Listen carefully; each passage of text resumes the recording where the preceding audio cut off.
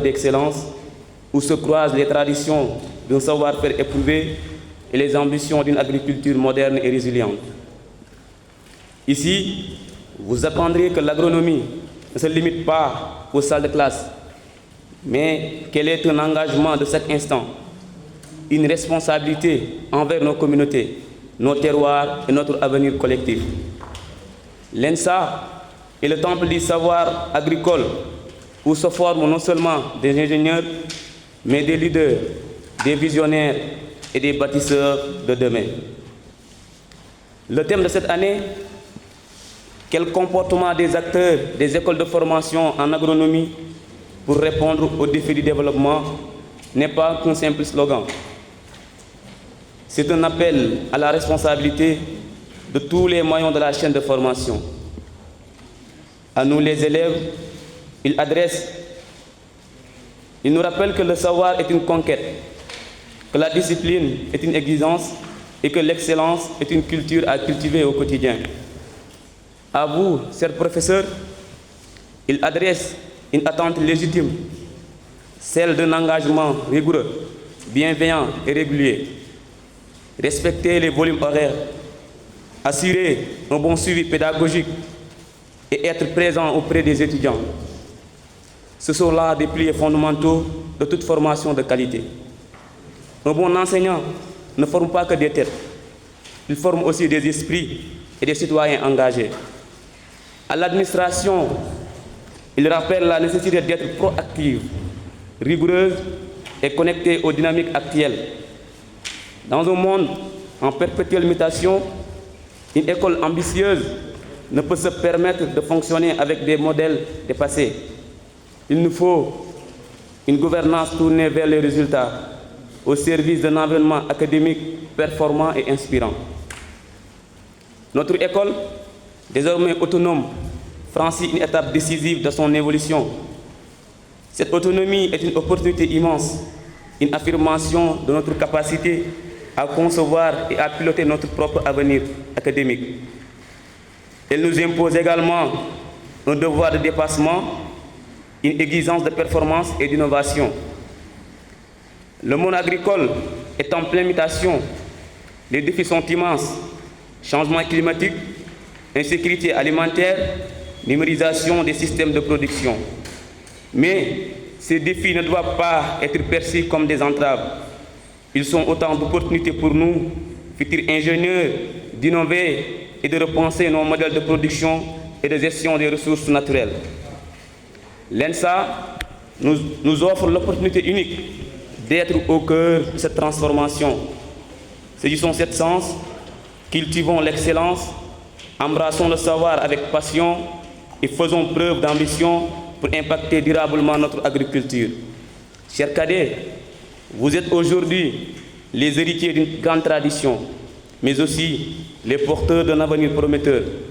Soyez curieux, soyez rigoureux, mais surtout soyez engagés.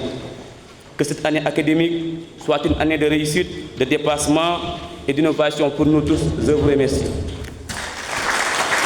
Merci. Bonjour à tout le monde. Monsieur le directeur de l'ENSA de Thiès, monsieur le directeur des études, messieurs les chefs de département, monsieur le CSA, chers pères, monsieur,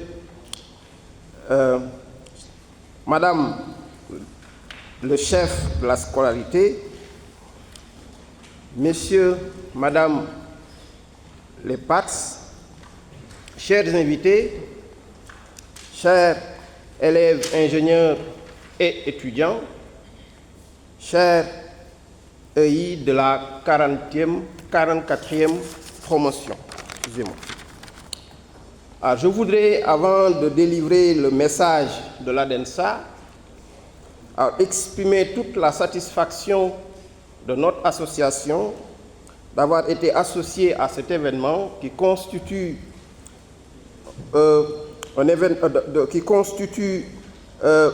une innovation majeure, excusez-moi, dans la tradition de l'ENSA.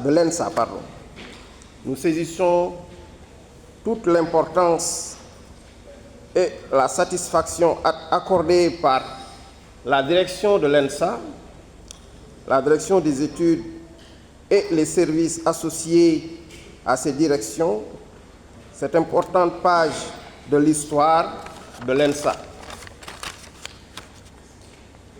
Chères Mesdames et Messieurs, l'ENSA regroupe tous les diplômés de l'ENSA de Thiès, employés dans des institutions diverses, publiques comme privées, mais qui sont des artisans consultés du développement en général et du rayonnement et de la transformation des systèmes de production d'agriculture, d'élevage, forestière, halieutique et des systèmes connexes.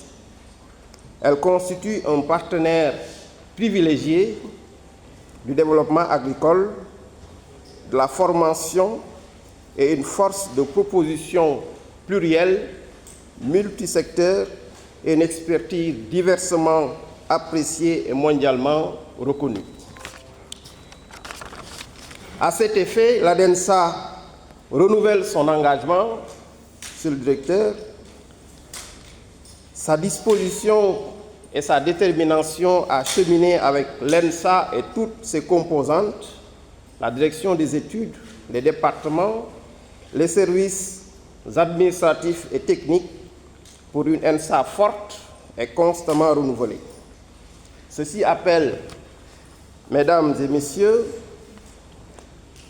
un dialogue constant autour de l'ENSA et de ses problématiques qui nous réunit, une communication centrée sur nos activités, les résultats, les faits qui agissent au sein de l'ENSA. Nous avons 44 ans, et je dirais même 45 ans. Nous avons encore besoin d'être connus, nous avons besoin de nous faire connaître, nous avons besoin aussi de nous connaître mutuellement. Je voudrais exprimer cela ici, devant cette auguste assemblée, pour qu'ensemble, que nous dialoguons autour de l'ENSA, pour réduire les asymétries d'information, je dirais même les asymétries de communication et les erreurs qui y relèvent. C'est dans ce cadre précis que l'ADENSA voudrait placer le chemin de la réussite, de la construction de notre autonomie et de notre indépendance. Cela passe d'abord par compter sur nos propres forces et nos propres sacrifices, mais aussi sur la complémentarité et la mutualisation. À cet effet, l'ADENSA invite les cadets, chers élèves ingénieurs, à persévérer dans l'excellence pour relever le niveau très apprécié du produit de l'École nationale supérieure d'agriculture. L'ENSA appelle aussi les autorités de l'ENSA et la tutelle à l'amélioration des conditions pédagogiques et sociales des élèves ingénieurs et des étudiants.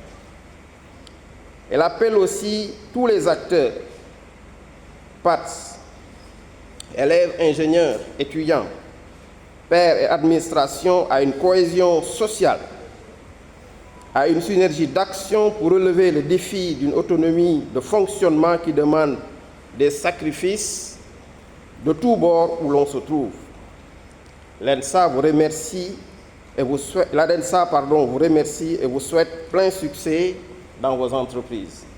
Monsieur le directeur, chers invités, je voudrais m'arrêter là pour le discours qui m'a été transmis, alors des mots qui m'ont été transmis et avec lesquels j'ai fait un discours durant mon parcours de Dakar à Thiès. Je voudrais remercier tous les invités ici présents et tous les collègues ici présents.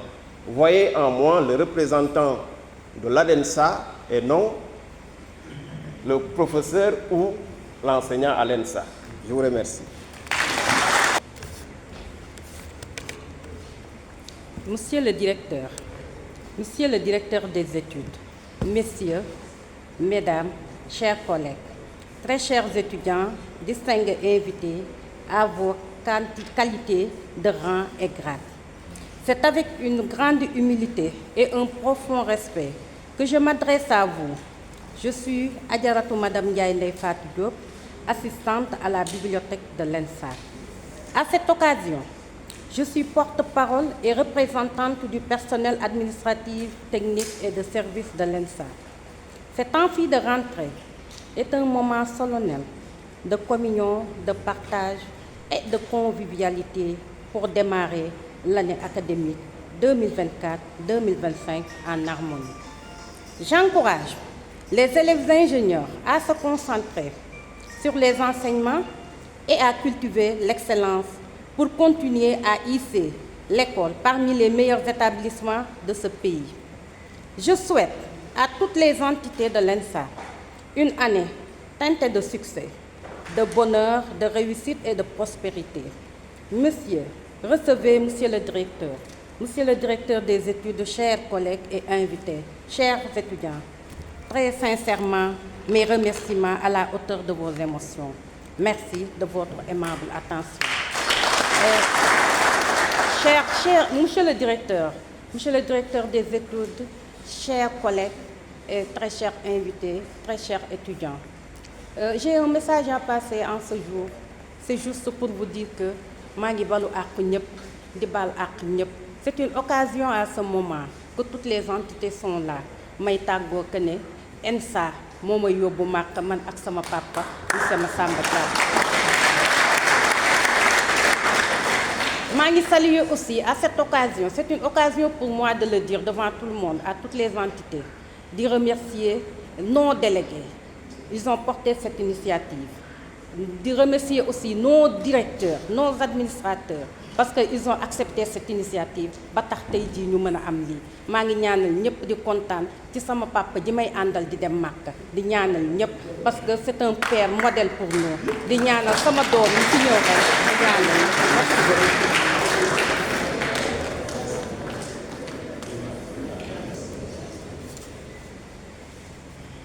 Monsieur le directeur de l'ENSA, Monsieur le chef des services administratifs,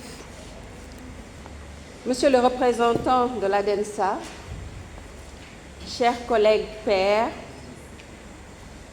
sans oublier les chefs de département en tête, chers collègues PATS, chères étudiantes, chers étudiants, distingués invités. C'est avec un profond sentiment de responsabilité et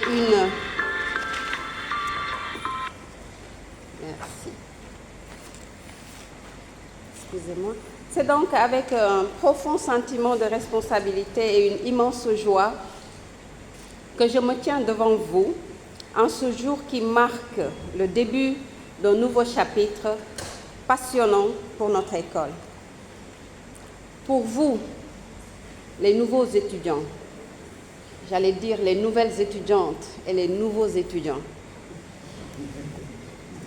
cette rentrée est synonyme de découverte, d'apprentissage et, je l'espère, d'une passion grandissante pour le monde fascinant des sciences agronomiques. Vous avez choisi un domaine essentiel, un pilier de notre société qui nourrit le monde et façonne notre avenir. Soyez fiers de votre choix. Vous entrez dans une école riche d'une histoire, d'une expertise et d'un engagement profond envers l'excellence.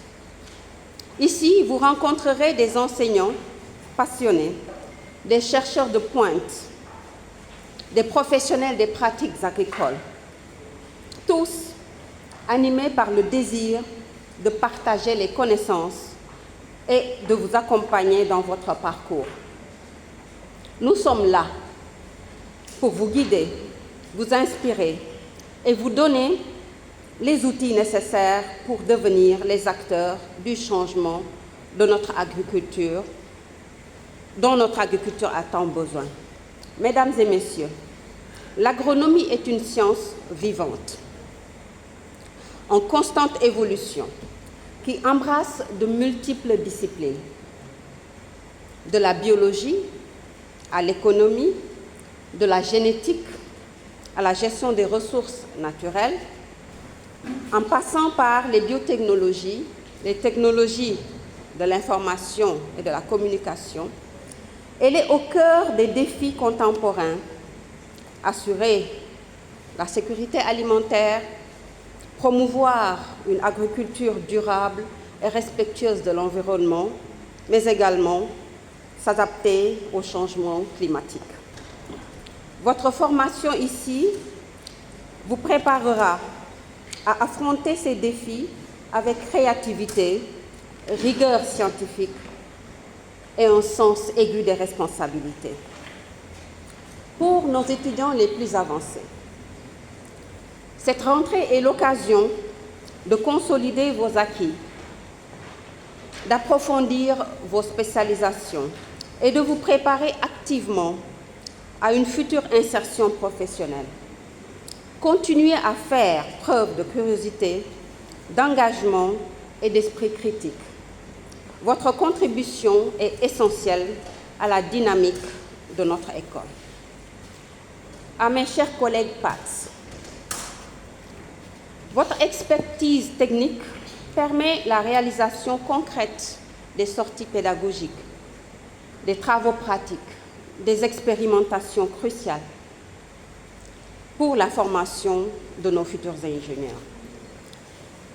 Je pense particulièrement à nos centres d'application des techniques d'agriculture et des techniques d'élevage. Vous êtes les artisans de leur apprentissage pratique, comme je le disais, ceux qui transforment les concepts en réalité tangible.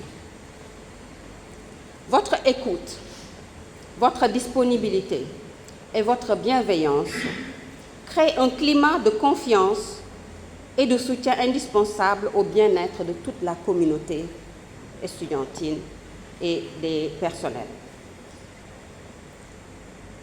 Vous êtes les premiers interlocuteurs, ceux qui rassurent et facilitent le quotidien à chacun. Alors, au nom du corps professoral, et j'en suis certaine de l'ensemble des étudiants, je tiens à vous exprimer ma profonde gratitude. À mes chers collègues enseignants, je tiens à saluer votre dévouement, votre expertise et votre passion communicative. Votre engagement quotidien est le moteur de la réussite de nos étudiants et le gage de la qualité de notre enseignement. Cette nouvelle année académique nous offre de nouvelles opportunités de collaboration, d'innovation pédagogique et de partage de nos savoirs, savoir-faire et savoir-être. Enfin, à toute la communauté ensayenne, je voudrais souhaiter une année académique riche de découvertes, de réussites et d'épanouissement personnel. Que cette année, que cette rentrée soit le point de départ d'un parcours fructueux et porteur de sens. Chères étudiantes, chers étudiants, n'hésitez jamais à solliciter vos enseignants, à échanger avec vos camarades et à vous investir pleinement dans la vie de votre institution.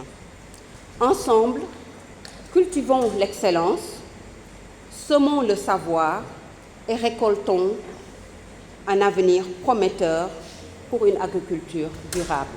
Je vous remercie.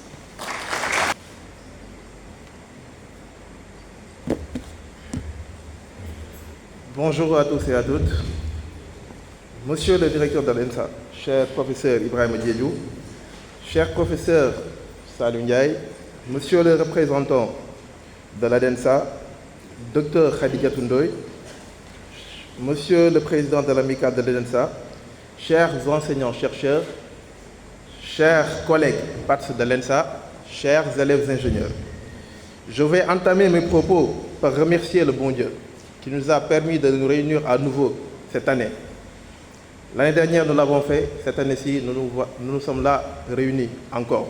Je pense que c'est l'occasion de remercier le bon Dieu pour le fait de nous avoir réunis autour de ce cadre pour célébrer la rentrée solennelle de l'ENSA.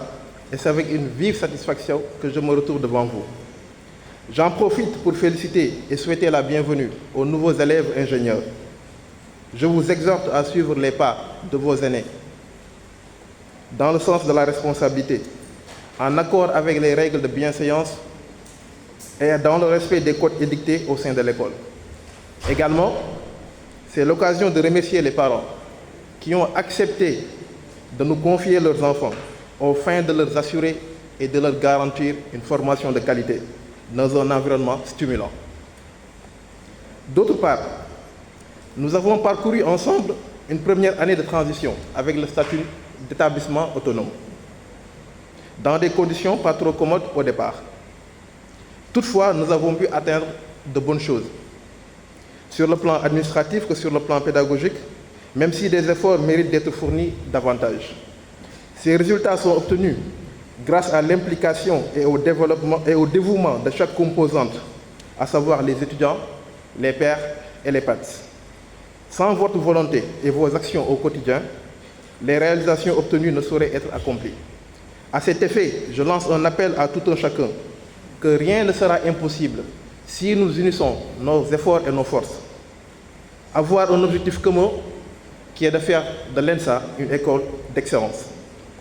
Très bonne rentrée scolaire à toutes et à tous, tout en souhaitant qu'elle soit agréable et épanouissante. Je vous remercie.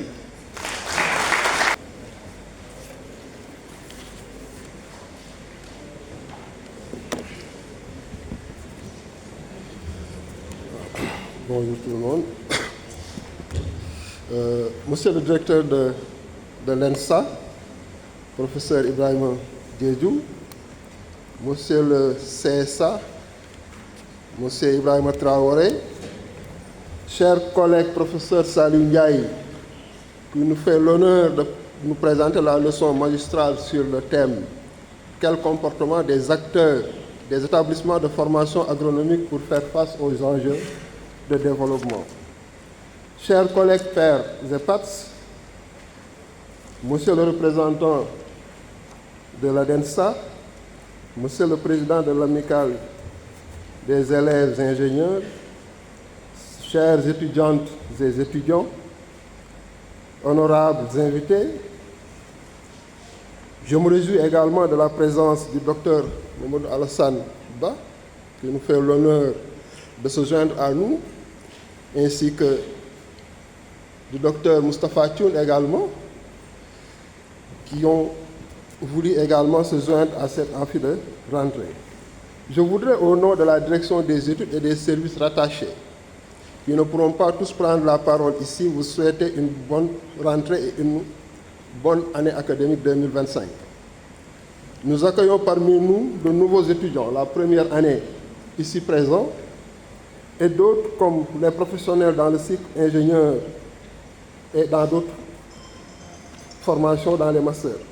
Soyez tous les bienvenus parmi nous à l'ENSA, que le bon Dieu nous guide et veille sur notre chère école pour son rayonnement, afin que nous puissions répondre aux attentes de toute la communauté. Je voudrais également féliciter l'ensemble des acteurs, des efforts qui ont été consentis par tout un chacun de nous et qui nous ont permis de résorber une bonne partie du gap par rapport au calendrier. Aujourd'hui, nous sommes en mesure de réajuster ce calendrier et de boucler l'année académique 2025 le 29 novembre 2025. Que le bon Dieu nous y accompagne. Il faudra également que nous continuions dans cette dynamique. Et pour cela, nous attendons des efforts de tout un chacun. Des collègues pairs, nous leur demandons de rester mobilisés et disponibles auprès de la scolarité et des chefs de département afin de mieux s'acquitter de nos obligations pédagogiques et de contribuer à l'animation scientifique. Je lance également un appel dans la conduite des examens et la mise à disposition des copies à la scolarité. Ceci pour répondre davantage aux inquiétudes de certains étudiants par rapport aux réclamations sur les normes.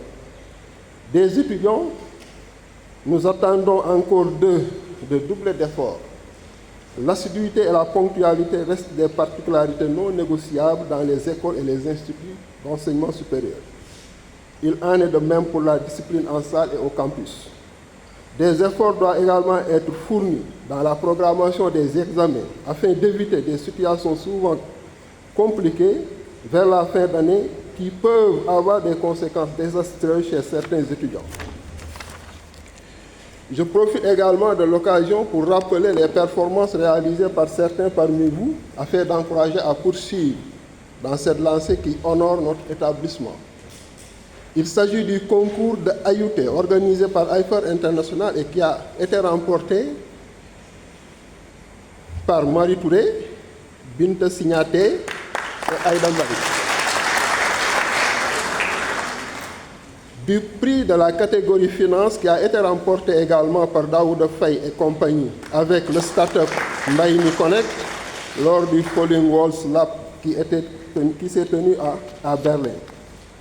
De la deuxième place, autant pour moi, du prix Global Best MGov Award qui a été remporté par une équipe d'étudiants constituée d'étudiants de chez nous, Madina Tal, Babakar Ley, Abdourahmane Cham, et d'étudiants de PT.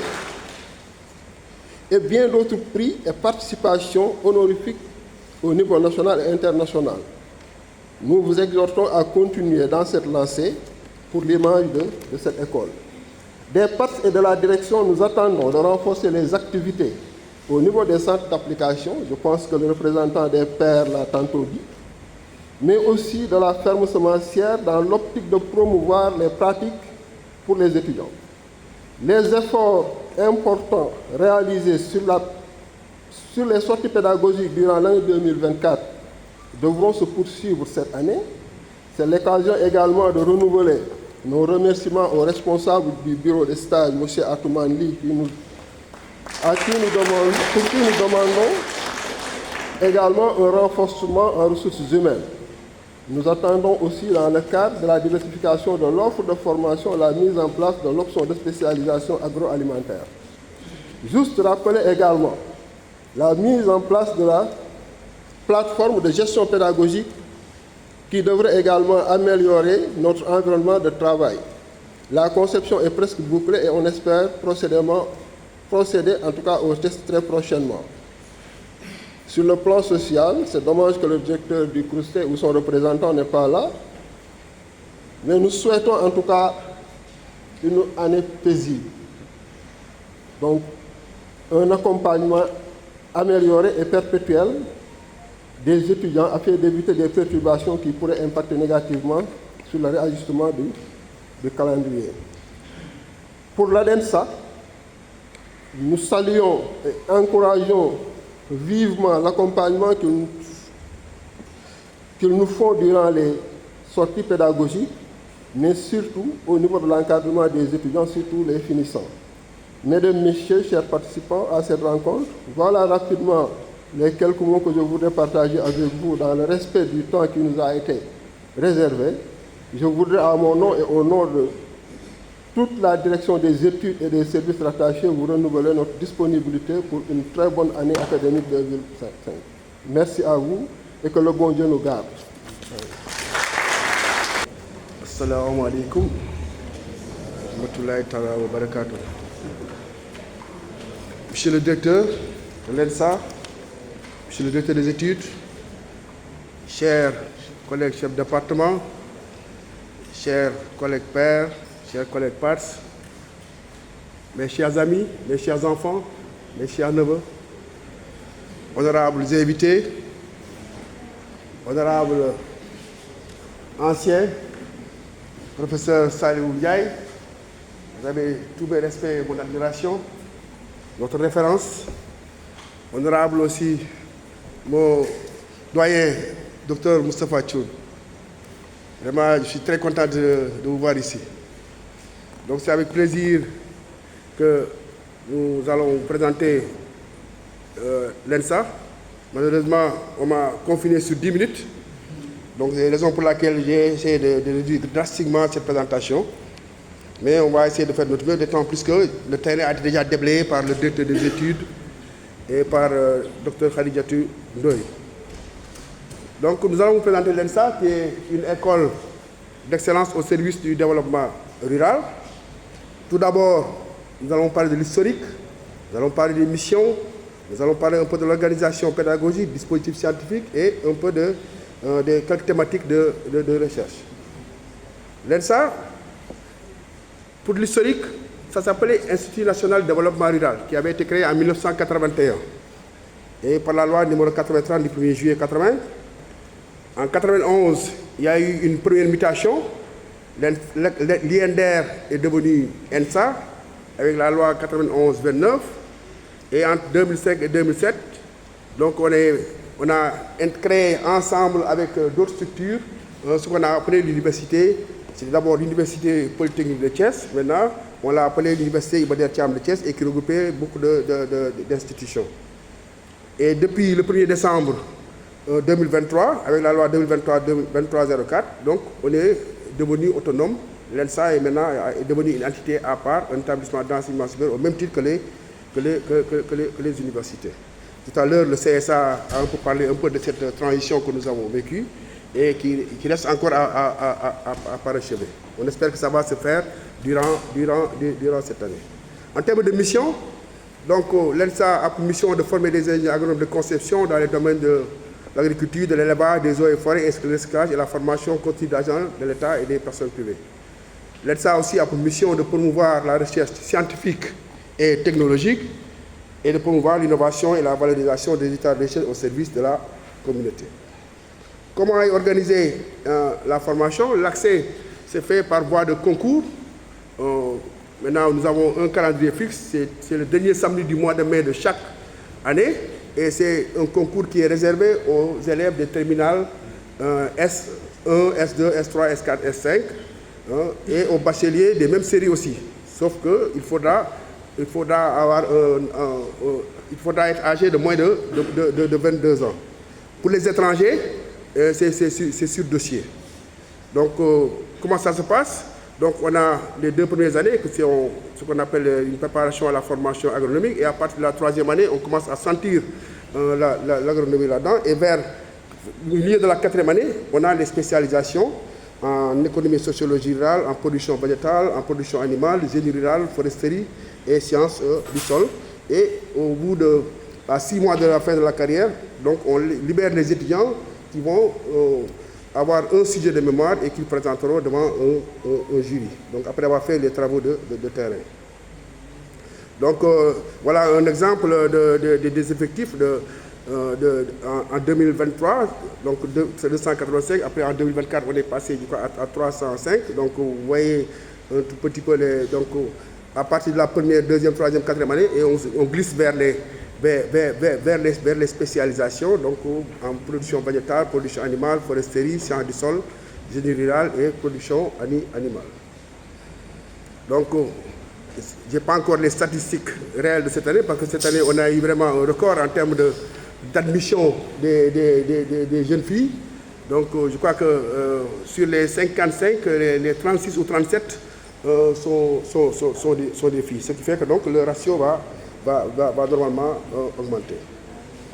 On a aussi mis en place 4 types de masters depuis 2008 avec le master foresterie. En 2010, on a eu le master développement des chaînes de valeur et en 2015, on a eu les 2 autres masters agronomie et protection des cultures, sciences et technologie des semences, donc qui ont eu à former à peu près une centaine de personnes, de professionnels et d'étudiants.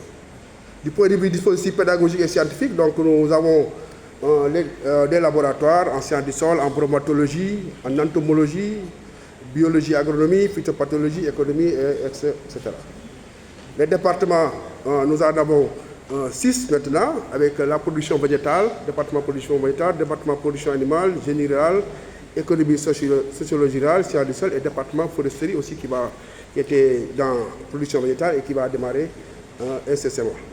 Et en termes de spécialisation, je vous l'ai dit tout à l'heure, il est prévu cette année, si tout se passe bien, l'ouverture de la spécialisation industrie agroalimentaire. Je crois que c'était quelque chose qui était très attendu par les étudiants. Et on espère que si tout se passe bien, cette spécialisation en industrie agroalimentaire va démarrer cette année. Et ces départements sont adossés à des centres d'application. Donc on a 2 centres d'application. Le centre d'application des techniques d'élevage, donc avec 30 hectares de parcours naturel, donc où on a vraiment beaucoup d'animaux avec des chèvres, des vaches, des poulets, des coqs, etc. On a eu à abriter il y a 2 ans ou 3 ans de cela le programme des 1000 taureaux venant du Brésil. Donc tous ces taureaux étaient acclimatés ici au niveau de l'ENSA. C'est à partir de l'ENSA que c'était acheminé vers les éleveurs avec une subvention de l'État. Je crois que c'est des taureaux qui coûtaient 5 millions et la subvention de l'État est de 50%. Donc c'était passé par l'ENSA pour montrer un peu l'expertise de l'ENSA en termes de production animale, où dans le passé, il y a eu aussi les Autriches du président Watt. Il y a aussi le centre d'application des techniques agricoles, donc avec un forage à haut débit, donc avec 18 hectares aménagés et irrigués, un verger de 3 hectares, une ferme semencière aménagée avec différents systèmes d'irrigation, même si ça reste encore à parfaire, et des hangars de séchage et de stockage. Et au niveau de ces centres, on arrive aussi à faire des formations. Donc ici, vous avez quelques exemples de formations. Par exemple, l'appui des ménages résidents dans les zones polarisées par les pistes dans 10 régions. C'était avec le PNDL où on a eu à travailler dans plus de 10 régions avec les collègues de l'ENSA pour aller faire non seulement de la formation en arboriculture et faire le suivi un peu de tout ce qui a été mis en place dans les différents villages. On a eu aussi à avoir des formations de formateurs sur la production et l'utilisation des intrants biologiques. Il y a eu aussi un centre incubateur de développement des métiers agricoles pour les femmes et les jeunes. Et il y a eu d'autres. Donc c'est quelques exemples que je montre ici et que nous organisons chaque année, surtout avec le département production animale et le département production végétale. En termes de personnel, nous sommes à 32 pairs, donc, avec différentes disciplines. Donc vous avez pratiquement toutes les disciplines de l'agronomie qui tournent autour de ça. Donc la particularité de l'ENSA, c'est presque un enseignant, c'est une discipline, c'est pas uni. C'est ça qui nous permet quand même d'être fort, et il va falloir beaucoup d'efforts pour pouvoir être encore beaucoup plus fort. En termes de parts, personnel, administration, technique et de services, donc on a près, sur le plan, entre 61% de services, 11% administratif et 28% de personnel technique.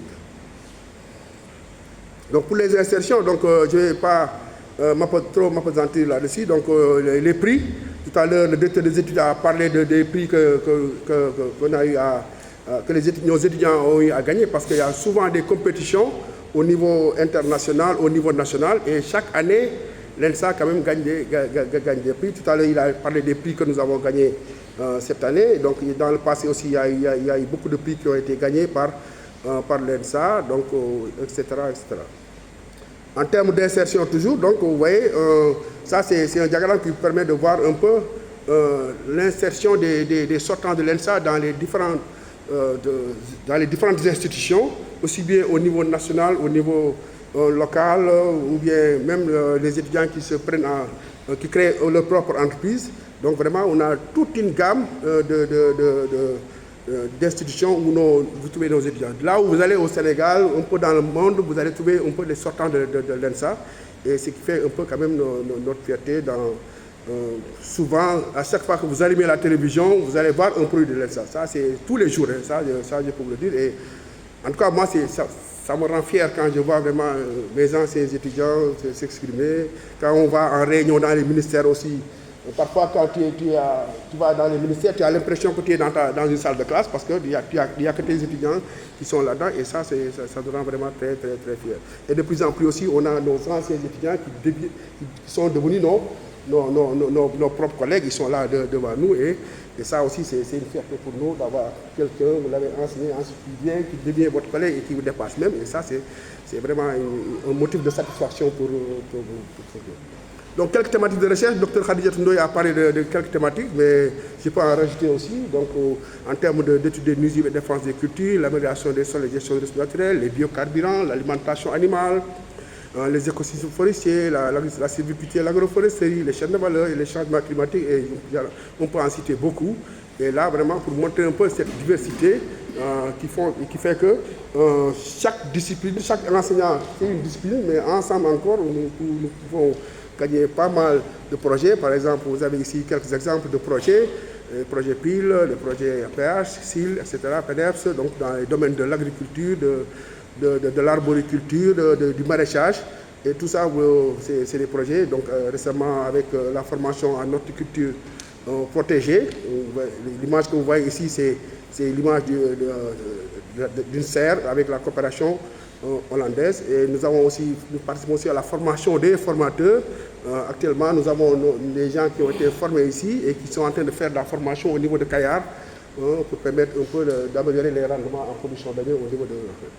En termes de partenariat, pour terminer, donc, nous avons vraiment beaucoup de partenariats, un partenariat très diversifié. Je ne vais pas les citer, comme vous les constatez, c'est toutes les universités du pays, c'est sur le plan national, sur le plan international, les instituts de développement, etc. En termes de nationalité, tout à l'heure, j'ai vu ça défiler, mais c'est plus que ce que vous avez vu tout à l'heure dans ce qui défilait. C'est beaucoup de pays, c'est tous les pays de l'Afrique francophone, de l'Afrique de l'Ouest francophone, plus le Maroc, plus si on va plus loin, on peut aller vers le Tchad, le Congo, le Rwanda, etc. On a eu même France, on a eu aussi Haïti. Donc vous voyez un peu, on a vraiment un partenariat qui est très diversifié et on a des nationalités. À chaque fois que nous voyageons, nous rencontrons quand même des étudiants de ces différents pays. Donc voilà vraiment, chers panel, chers collègues, chers étudiants, ce que je voulais présenter un peu par rapport à cette présentation de l'ENSA. Je voulais aussi, comme l'a fait tout à l'heure ma fille André Fatou, profiter de l'occasion pour, comme elle l'a dit, Taguto, mais d'abord, il y a une balle peut-être qu'à chaque fois, peut-être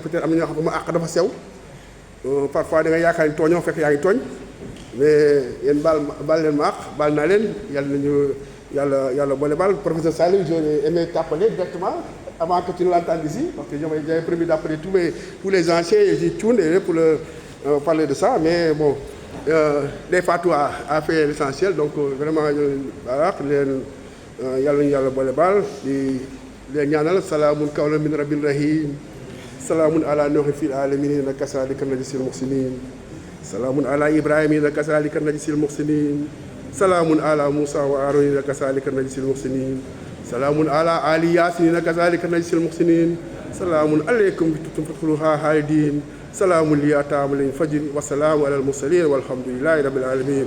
Yàlla may jàmmi xel, jàmmi xol ak jàmmi yaram, jàmmi àdduna ak jàmmi alaaxira, sutura àdduna ak sutura alaaxira. Yàlla musal ci gàcce àdduna ak gàcce alaaxira. Yàlla defal seeni mbir, def suñuy poos dara. Excuse parce que je parle au chronogramme pour respecter le protocole, mais en tout cas, on salue toutes les autorités ici présentes en leur rang et qualité, à toute l'assistance, aux participants, aux élèves ingénieurs de l'ENSA. Donc moi c'est Salou Thiam, je suis le chef de la division accueil, accompagnement social. Je suis accompagné de M. Abdou Aziz Ndiaye, qui gère le cadre de vie, dont faisait référence monsieur, la DECUV, donc c'est la division chargée du cadre de vie universitaire. Donc c'est une division chargée de l'environnement, de l'hébergement, mais aussi de l'animation culturelle et sportive. Donc M. Ndiaye, c'est lui qui m'accompagne. Bon, moi, c'est l'accueil et l'accompagnement social. Ce n'est pas pour rien que le directeur m'a demandé de venir le représenter. C'est vrai qu'il est empêché, il est à Dakar, mais c'était surtout pour que je puisse parler de sa politique sociale. Donc peut-être en 5 minutes, on pourra peut-être parler des innovations qu'il veut et qu'il a commencé à dérouler, surtout pour ENSA. Alors bref, comme c'est envie de rentrer, une présentation du CROUS peut-être s'impose surtout pour les nouveaux venus, parce que le CROUS gère le cadre de vie, mais de manière générale. Le cadre de vie, pas seulement les espaces, mais aussi le bien-être. La santé, souvent, elle est définie comme un bien-être physique, mais aussi mental. Donc, ce bien-être physique et mental est géré par le CROUS à travers le service médical, à travers la restauration, l'hébergement, l'environnement et surtout l'aspect psychosocial, l'accompagnement psychosocial. Je pense que le directeur, M. Lo, nous a fait venir surtout pour qu'on l'accompagne pour asseoir une politique sociale qui va réellement accompagner les étudiants sur le plan social, mais psychosocial. J'insiste parce que pour ENSA, il a une ambition. J'espère qu'il sera accompagné par les autorités. Et je vais commencer par là. Peut-être Abdou Aziz va un peu sourire, comme c'est mon domaine. Il veut réellement, pour impacter cet accompagnement social, ouvrir ici un bureau d'écoute. Donc, on en a parlé avec les représentants même des élèves de l'ENSA, élèves ingénieurs. On a commencé hier avec VCN, l'Hôtel du Rail, mais aussi EPT. Et demain, il y a un partenaire qui va venir nous accompagner pour la formation de pères éducateurs et de pères éducatrices parmi les étudiants, donc qui vont être des sortes de relais communautaires. Sans nul doute, il y en a qui sont des pères éducateurs parmi les élèves, parce que c'est un concept qui fait que le jeune qui est conscient des problématiques de sa génération est plus apte, habilité à accompagner ses camarades pour surtout tout ce qui est sensibilisation et promotion de certaines valeurs. Donc c'est dans ce cadre-là que nous faisons ce plaidoyer devant l'assistance pour qu'on puisse accompagner le CROUS à aménager ici un espace d'écoute. Parce qu'il y a des professionnels du social maintenant qui sont au niveau du CROUS qui vont se charger d'accompagner, d'écouter et de recenser l'ensemble des besoins sociaux et psychosociaux et d'apporter des réponses adéquates. Donc ça, c'est l'une des grandes lignes de cette politique que le directeur, M. Bakelo, a commencé à dérouler et on veut que ça monte en puissance. L'autre innovation concerne la digitalisation. La digitalisation, comme quelques exemples, les tickets restaurants. Je pense qu'à partir de l'année prochaine, il n'y aura plus de tickets physiques. Donc on va entrer de plein pied avec les tickets qui vont être achetés directement à partir de la carte CROUS. Parce que tous les étudiants bénéficiaires des œuvres sociales universitaires devront s'inscrire, une inscription gratuite. On en a parlé avec le service de la scolarité de l'ENSA la fois passée. Ça va nous permettre de maîtriser les effectifs. Je sais qu'au niveau de l'ENSA, peut-être cette problématique-là ne se pose pas tellement, mais au niveau, par exemple, de Ibader Thiam et tout cela, il y a un grand besoin pour le CROUS de maîtriser les effectifs, parce que le monde aussi se gère par le nombre. Donc si on ne maîtrise pas les données, il va être un peu difficile pour le CROUS d'asseoir une politique, de planifier et d'être réellement efficace. C'est pourquoi cette inscription-là va être obligatoire à partir de l'année prochaine. Et ça va permettre à tous les étudiants d'avoir une carte CROUS. Avec cette carte CROUS, l'étudiant pourra acheter des tickets à travers les plateformes, que ce soit Web et tout ça. J'espère que ce n'est pas de la publicité, ou bien Orange Money, ce qui fait qu'il n'y aura plus ce ticket physique. Donc il n'y aura plus à aller faire la queue pour acheter des tickets restaurants. Et tout se fera à partir d'une application à laquelle la carte va permettre d'accéder. Donc il va y avoir les tickets restaurants, le logement. Tout sera payé à partir de cette plateforme qui s'appelle Sigost. Je pense qu'il y a une grande journée de lancement qui est en train d'être programmée et qui va permettre d'expliquer davantage aux bénéficiaires. Pour ne pas trop tirer en longueur, l'autre aussi grande innovation, au-delà de la digitalisation, de l'inscription, de l'accompagnement psychosocial, il y a cette volonté, j'en ai parlé au début de mon propos, de former parmi les étudiants des pères éducateurs et des pères éducatrices. Sur tout ce qui est question environnementale, il y a cet objectif-là que la DQ a de zéro déchet, mais aussi et ça c'est le lieu approprié, de recycler hein, de donner aux déchets, entre guillemets, une valeur, ne pas seulement les rejeter et que ça crée des problèmes. On sait qu'à l'ENSA, il y a l'expertise et peut-être l'ENSA va nous accompagner au niveau des autres campus pour la gestion des déchets. Et ces pairs éducateurs-là sont formés sur des questions environnementales, sur des questions de citoyenneté, mais aussi sur des questions qui sont liées à leur génération. Donc je veux parler de la santé de la reproduction pour un peu faire de l'euphémisme. Donc ça aussi, ça va être une des grandes innovations. Le CROUS va faire des étudiants, des élèves ingénieurs, des relais communautaires. Donc on va passer par vous pour qu'on puisse être plus près des étudiants en termes d'accompagnement social et psychosocial. Donc comme on est un peu en retard, je pense que ça suffit et qu'il y a le site, il y a d'autres aussi occasions qui vont nous permettre d'exposer davantage cette vision que Serigne Mbacké a de la CROUS et cette volonté qu'il a de servir, d'être plus près des étudiants.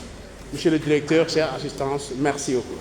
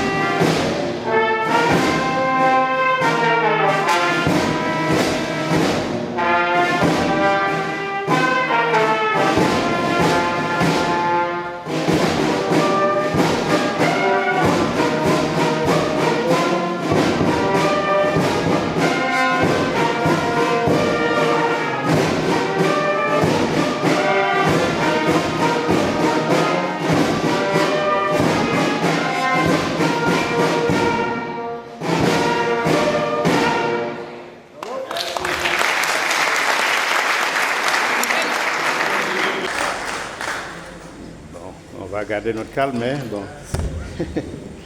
Je voudrais, pour l'assistance, que vous changez de position. Je vous remercie. Bon, nous, on est un peu des anciens de la maison. On est ici depuis la création de la maison, retraités depuis 2 ans. Mais comme on est un peu avec la grande muette, là, on essaie de garder un peu l'allure. Et je reviendrai avec vous là-dessus. C'est un ingénieur, c'est pas n'importe qui. Je Je pense que chacun se rappellera un peu de nos belles formules. Là, lui, il en a. On m'a demandé de vous parler de quel comportement les acteurs des établissements de formation agricole face aux défis du développement. Je vais parler un peu globalement, mais je vais insister un peu sur le cas particulier de l'ENSA. Bon, comme on vous l'a dit, il a dit, bon, nous on a l'habitude, on a eu la chance d'avoir presque monté toutes les filières d'agro dans toutes les autres universités. On ne va pas en citer, mais bon, on se connaît. Ça fait une quinzaine d'années. Toutes les universités de l'UAM, à UGB, de UCN, à, je sais pas, à Dakar, toutes les filières agro, c'est nous qui les avons montées. Et depuis quelques années aussi, on est un peu l'évaluateur permanent au niveau de l'ANACSUP. Toutes les licences, les maîtrises ou les cycles ingénieurs qui se forment, on est un peu les évaluateurs. Donc je voulais un peu, à travers ce diaporama, rappeler un peu bon, notre historique, parce que moi je fais partie de la première promo de l'INDR, mais comme on n'est pas diplômé de l'ENSA, on n'est pas dans la liste. Mais on nous appelle un peu la promo 0, parce que c'est nous qui avons démarré les classes PrEP à Dakar, mais quand on a fini les classes PrEP, l'école n'étant pas terminée, on nous a envoyés au Maroc, et c'est de là-bas on a eu le diplôme marocain. Et comme on était les premiers, bon, moi, on était trois au départ. J'ai trouvé l'ancien Dramé ici et quand je suis venu, on m'a recruté dans le corps des enseignants. Donc ça date depuis 1985. Bon, j'ai eu la chance et le mérite de n'avoir pas changé de poste. Parce qu'on était ici avec beaucoup de gens qui ont changé de poste. Mais nous, on est restés fidèles à la maison. Donc de 1985 à 2023, l'année où on a pris notre retraite. Bon, évidemment, il se passe bien des choses. On veut bien partir, mais les gens trouvent qu'on a encore à vous accompagner. Bon, comme disait Massambala, il y a peut-être plus que du sel. Il y a encore des choses qui font que, bon, en tout cas, prier qu'on garde la bonne santé. Et c'est un peu pour ça qu'aujourd'hui, je vais vous parler non seulement un peu de l'historique de l'ENSA, Massamba trouvera des choses. Donc l'objectif, dès le départ, vous avez vu la création en 81. Moi, j'ai rejoint l'école en 84, 85. Bon, professeur Dramé était là. Et j'ai eu la chance d'avoir eu à faire tout le circuit d'ingénieurs jusqu'au dernier. Le dernier, je vais vous le cacher, mais vous le verrez sur la feuille. Donc c'est juste, surtout pour vous les jeunes. Nous, on a démarré ici, élève ingénieur. On est sorti ici ingénieur. Et là, on termine professeur. Il y a aussi autre chose derrière, mais que vous verrez après. C'est juste pour vous dire. Bon, moi, je suis prof dans les écoles militaires aussi depuis 25 ans ou 30 ans. C'est ça qui fait que j'ai un peu un côté assez militaire. Je suis toujours rasé. Et là, je ne suis pas normal. Il faut que j'aille voir mon coiffeur. Je viens toujours 30 minutes avant l'heure. Je soigne aussi mon élocution sans débordement. D'accord. Et je pense que voilà, je reviendrai un peu là-dessus. Et c'est quelque chose qui nous honore partout. Et c'est important d'avoir un peu de l'élégance, d'avoir de la classe. Et c'est très important. Donc je rappelais ici que vous voyez, dès le départ, on avait bien dit l'objectif, c'était de former des ingénieurs, donc cadres de haut niveau en agronomie, aptes à répondre aux questions du développement. Donc vous voyez, c'est déjà très clair dès le départ. Et je pense Massamba est revenu longuement là-dessus. Donc avec la formation des ingénieurs, qui est la formation initiale, la recherche-développement, il a beaucoup insisté. Et puis un aspect aussi sur lequel il est revenu longuement, c'est toute la question du recyclage et des formations permanentes. Donc vous voyez qu'on est vraiment dans les grandes lignes. Ça n'a pas changé, c'est toujours les mêmes classes PrEP, agronomie générale. Maintenant, évidemment, dans beaucoup d'écoles en Europe, maintenant, ce n'est plus l'agronomie générale, c'est ce qu'on appelle les cours à option. Dès que vous avez fini les classes PrEP, les gens ne prennent que les matières en relation avec la spécialité qu'ils vont faire plus tard. Bon, là, je rappelais un peu le parcours que je vous ai résumé un peu ailleurs. On a eu la chance au Maroc d'avoir été envoyé en spécialisation en France, l'université d'Orsay, lesquelles universités nous ont ouvert après des portes à notre doctorat. Donc ça, Massamba a rappelé ça là-dessus, je ne vais pas revenir là-dessus. Bon, on a eu l'occasion aussi d'avoir fait beaucoup d'autres certificats. Donc moi, je suis un agronome, mais j'ai une thèse d'écologie. Donc spécialiste surtout faune sauvage et les études d'impact environnemental. Et c'est un peu dans ce sens qu'on a animé pendant très longtemps la formation, le stage de deuxième année, qui est vraiment un stage de terrain, dans lequel on apprenait aussi aux étudiants un peu la vie en groupe et puis un peu les exercices d'apprentissage de l'écologie de terrain. Bon, il en a parlé aussi, Massamba, et M. Mbaye aussi dans sa présentation. Donc, je ne reviens pas là-dessus. Voilà un peu quelques grandes lignes. Maintenant, le dernier, c'est que depuis le mois de décembre, on est membre de l'Académie des sciences, c'est ce que je vous disais tout à l'heure. Ça marche. Oui, ce n'est pas encore, merci. D'accord. Donc, je disais que la dernière nomination qu'on a eue, c'est d'être admis à l'Académie des sciences. Et c'est tout l'honneur de l'ENSA. D'accord. Et des agronomes. Parce que dans l'Académie des sciences, ils ont une section sciences agricoles dans laquelle on avait le plus souvent des anciens qui étaient de la recherche agricole de l'ISRA. Bon, on a eu la chance d'avoir réalisé beaucoup de choses. C'est juste pour vous les jeunes, les anciens, ils savent. On a plus de 100 publications internationales, d'accord. On est dans plusieurs bases de données, d'accord. Donc c'est juste pour que vous sachiez que nous qui sommes là, on était comme vous étiez il y a 45 ans, d'accord. Mais que voilà, c'est dans l'effort, dans l'abnégation qu'on arrive un peu à ce niveau-là, c'est juste pour cela. Maintenant, je vais rappeler 2 ou 3 choses qui nous intéressent un peu dans le rôle de ces établissements. La première chose, et ça notez-le, c'est très clair, on nous a dit de former l'élite, les acteurs du développement. Évidemment, mon collègue Veto, là, on est ensemble. Hein. À peine on a créé l'école Veto, qu'on a ouvert l'école d'agro, parce que nous, quand on était en 2e année, en classe prep, on nous a amenés à l'école Veto pour faire physiologie avec Serré et faire anatomie avec Agba. D'accord. Donc vous, là, on peut considérer mon ami Thierry, là, voilà, Thierry, levez la main, c'est un Veto qui vient de l'école Veto et qui nous a rejoint, je ne sais pas si maintenant il est plus agronome ou en tout cas, nous partageons le monde de l'élevage. Pour ceux qui ne le savent pas, les agronomes s'occupent de l'alimentation et de l'hygiène et les Veto s'occupent de la santé. Mais bon, lui là, c'est un Veto particulier parce que c'est un Veto qui s'occupe de l'alimentation, bien qu'il a gardé. Donc c'est juste pour vous taquiner, pour vous dire un peu, on est dans les sciences. Maintenant, en Europe, ils ont réglé ce problème, ils disent sciences du vivant, point. Et tout le monde est là-dedans, y compris les écologistes. Donc je voulais rappeler un peu cela et voir un peu en quoi l'ENSA va jouer ce rôle-là. Bon, c'est une étude qui dure 5 ans. Vous remarquez, c'est des classes prep, je reviendrai un peu là-dessus. On a toujours gardé l'option ingénieur polyvalent, j'insiste là-dessus, parce qu'actuellement, dans beaucoup d'autres pays, ce schéma-là n'existe pas. C'est les éléments, c'est l'approche cours, ce qu'on appelle les cours à option. Ou dès le départ, ou dès la fin de la classe prep, vous choisissez, si vous devez faire production animale, vous commencez à choisir les cours qui vont dans ce sens. Bon, évidemment, vous remarquerez hein, que c'est très lourd à porter. Il y a beaucoup d'enseignements, mais je pense qu'on se bat encore, hein, Tanja, hein, c'est pas encore fini. Hein.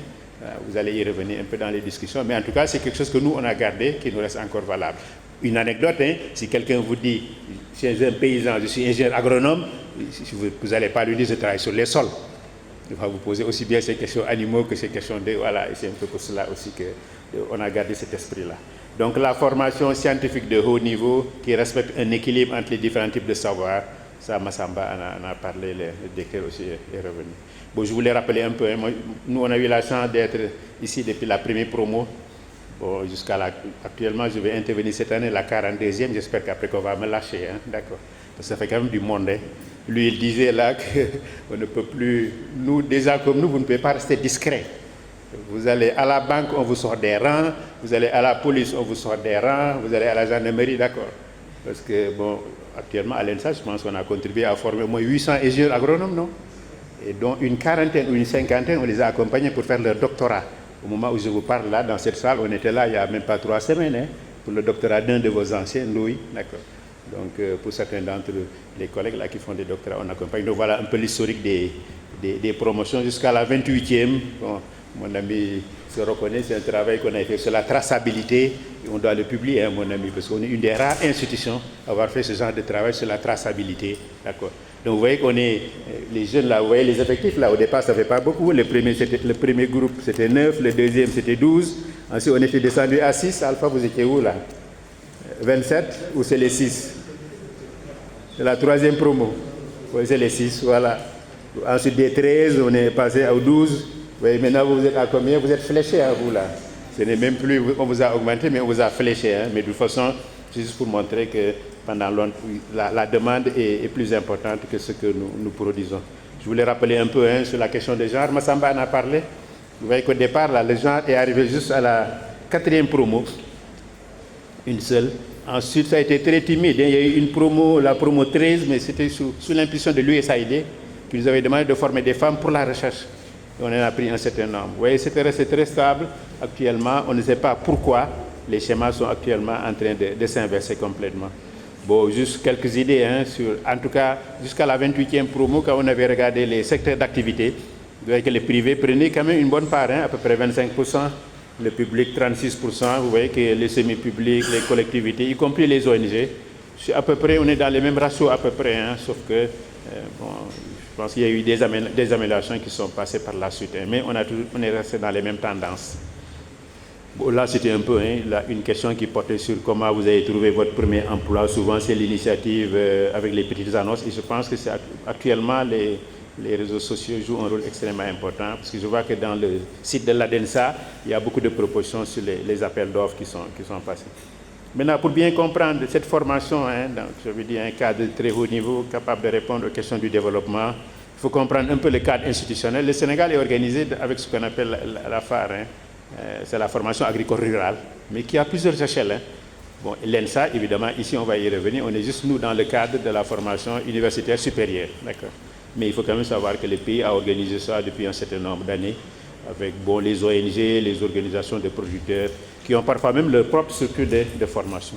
Bon, voilà un peu ce schéma-là avec les différentes échelles. Donc nous, ce qui va nous intéresser, c'est surtout l'échelle en haut. D'accord. C'est cette échelle-là, à partir de là, il faut regarder. Bon, là, on est dans les bacs plus 5, les supérieurs, voilà, où là, vous allez voir aussi, comme je disais tout à l'heure, la plupart des universités qui se sont créées de plus en plus des masters. Bon, maintenant, je ne vais pas revenir là-dessus, sur cette formation agricole et rurale. Massamba est revenu longuement, parce qu'évidemment, c'est à cela que l'organisation de l'ENSA, là, dans les renforcements de compétences, va jouer un rôle extrêmement important. Bon, je ne rentre pas aussi. C'est juste pour vous dire que cette formation qu'on vous donne ici n'est pas née comme ça par hasard. Ça obéit à une logique, d'accord, de formation de l'État, d'accord, qui veut acquérir des cadres d'un certain niveau. Voilà un peu ce que je disais tout à l'heure, avec toujours ce système national de formation agricole et rurale, d'accord, qui est bien hiérarchisé, bien précisé et assez clair dans le dispositif. Maintenant, bon, là, on cherchait à regarder un peu se trouve la localisation. Vous remarquez que malheureusement ou heureusement, l'essentiel de ces centres de formation agricole et rurale, en tout cas à l'échelle supérieure, se trouve toujours autour de Dakar et pas très loin. Actuellement, on est en train de mener un travail sur l'harmonisation des formations agricoles et rurales pour l'ANAQ-Sup. Et on s'est rendu compte qu'on retrouve toujours les mêmes schémas. Presque les 3/4 des formations se trouvent sur un axe entre Dakar, Thiès, Mbour, voilà, et pour l'essentiel. Maintenant, qu'est-ce qu'on peut retenir d'autre dans ces formations? C'est que, ça j'ai rappelé ce schéma-là pour que vous notez que quand on vous forme souvent, on vous forme pour plusieurs choses. Une des choses qu'on vous forme, c'est qu'on vous donne beaucoup de connaissances. Bon, là j'ai dit mes points d'interrogation, parce qu'évidemment, Tangian se retrouve là-dedans, il y a beaucoup de cours théoriques. Il y a beaucoup de cours avec des applications pratiques. Bon, on forme un ingénieur, donc quelqu'un qui est apte opérationnellement à mener des opérations pratiques. Et puis enfin, les derniers points, j'en ai parlé au début, c'est un savoir-être. On veut que vous soyez, bon évidemment aujourd'hui là, j'ai vu que vous m'avez fait le drapeau impeccablement, votre camarade a fait des demi-tours bien alignés. Bon, en tout cas, tout cela est extrêmement important parce que bon, un cadre vraiment, c'est d'abord une tenue, une certaine élégance, une certaine façon de s'exprimer. Et jusque-là, tout ce que vous nous avez montré nous rassure un tout petit peu. Bon, je voulais rappeler un peu, à part l'ENSA, quelles sont les autres structures de formation agricole supérieure. Donc j'ai dit bac plus quelque chose. Bon, la seule chance pour l'instant que vous avez, et il va falloir vraiment la garder, c'est que l'ENSA est la seule institution qui forme des ingénieurs, au sens ingénieur. Un ingénieur, c'est très simple. C'est 2 années de classe prep. C'est 2 années, on va dire, d'une connaissance générale et 1 année de spécialisation. En tout cas, pour l'agronomie, nous sommes les seuls. D'accord. Maintenant, il y a eu beaucoup d'UFR, on dit UFR ou département, c'est pareil, dans plusieurs universités, que ce soit UGB qui est le plus ancien. Il y a eu Hassan Sek de Ziguinchor avec Ousmane Ndiaye qui est parmi vous, mais qui vient de là-bas avec Dr Daoudongom, le professeur. Il y a UCN, bon là c'est énorme. Il y a aussi beaucoup d'universités privées, dont Ampateba où j'exerce aussi. Il y a les ISEP, bon les ISEP je ne vais pas y revenir là-dessus, les bac plus 2, mais dans les ISEP vous avez des options agronomie. Il y a l'université de Bambey, mais comme Bambey est fusionné avec ISFAR, c'est pour ça que cette notion d'ingénieur revient là-bas, mais eux c'est ingénieurs des travaux, mais ils ont des masters, mais qui ne sont pas désignés ingénieurs, ils ont des masters.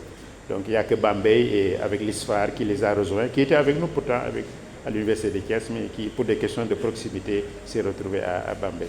Et puis enfin je parlais de Diamniadio, mais il y en a d'autres, je pense que cette notion de l'agronomie là finalement se retrouve un peu partout. Maintenant, ici, il y a un petit point de réflexion, mais vous le notez. Quel comportement avec le foisonnement des formations agricoles supérieures? Il faut quand même savoir que l'ENSA n'est pas capable de répondre à la demande en formation. Donc il y a de la place pour tout le monde. Ça, je pense qu'on doit se mettre d'accord. Ça, c'est la première règle. La deuxième règle, comme on dit en langage militaire, la meilleure façon de montrer à quelqu'un que vous êtes son supérieur, vous lui montrez que vous faites plus de résultats. Ce n'est pas une question de se claironner. Est-ce que vous me suivez? Malheureusement, dans ces pays-là, on pense que c'est la grande gueule, pour parler simplement. Non, il faut vraiment faire des résultats, montrer l'excellence et prouver que dans des réponses à des questions techniques et scientifiques précises, on est là et on le donne. Et si je vais y revenir après, ce sera le dernier point de mon allocution, que Massamba Assamba, c'est les questions de recherche. L'État a des questions majeures sur lesquelles on n'a pas de réponse. Et c'est dans la réflexion, nous les scientifiques, d'accord, en travaillant avec vous, qu'on va y arriver. Donc, première règle, vraiment, il ne faut pas dormir dans ses lauriers. On est excellent, on est très bien, voilà. Mais on dit aussi chez nous, c'est très facile de gagner, mais c'est très difficile de garder l'excellence. Est-ce que vous me suivez? Les premiers promos jusqu'à tel point, excellent, rien à dire. Maintenant, est-ce que nous, on s'arrangera pour que vous qui arrivez, on puisse vous garantir ça? Ça, c'est le grand challenge. Vraiment, on va y revenir, tendant à parler de ça.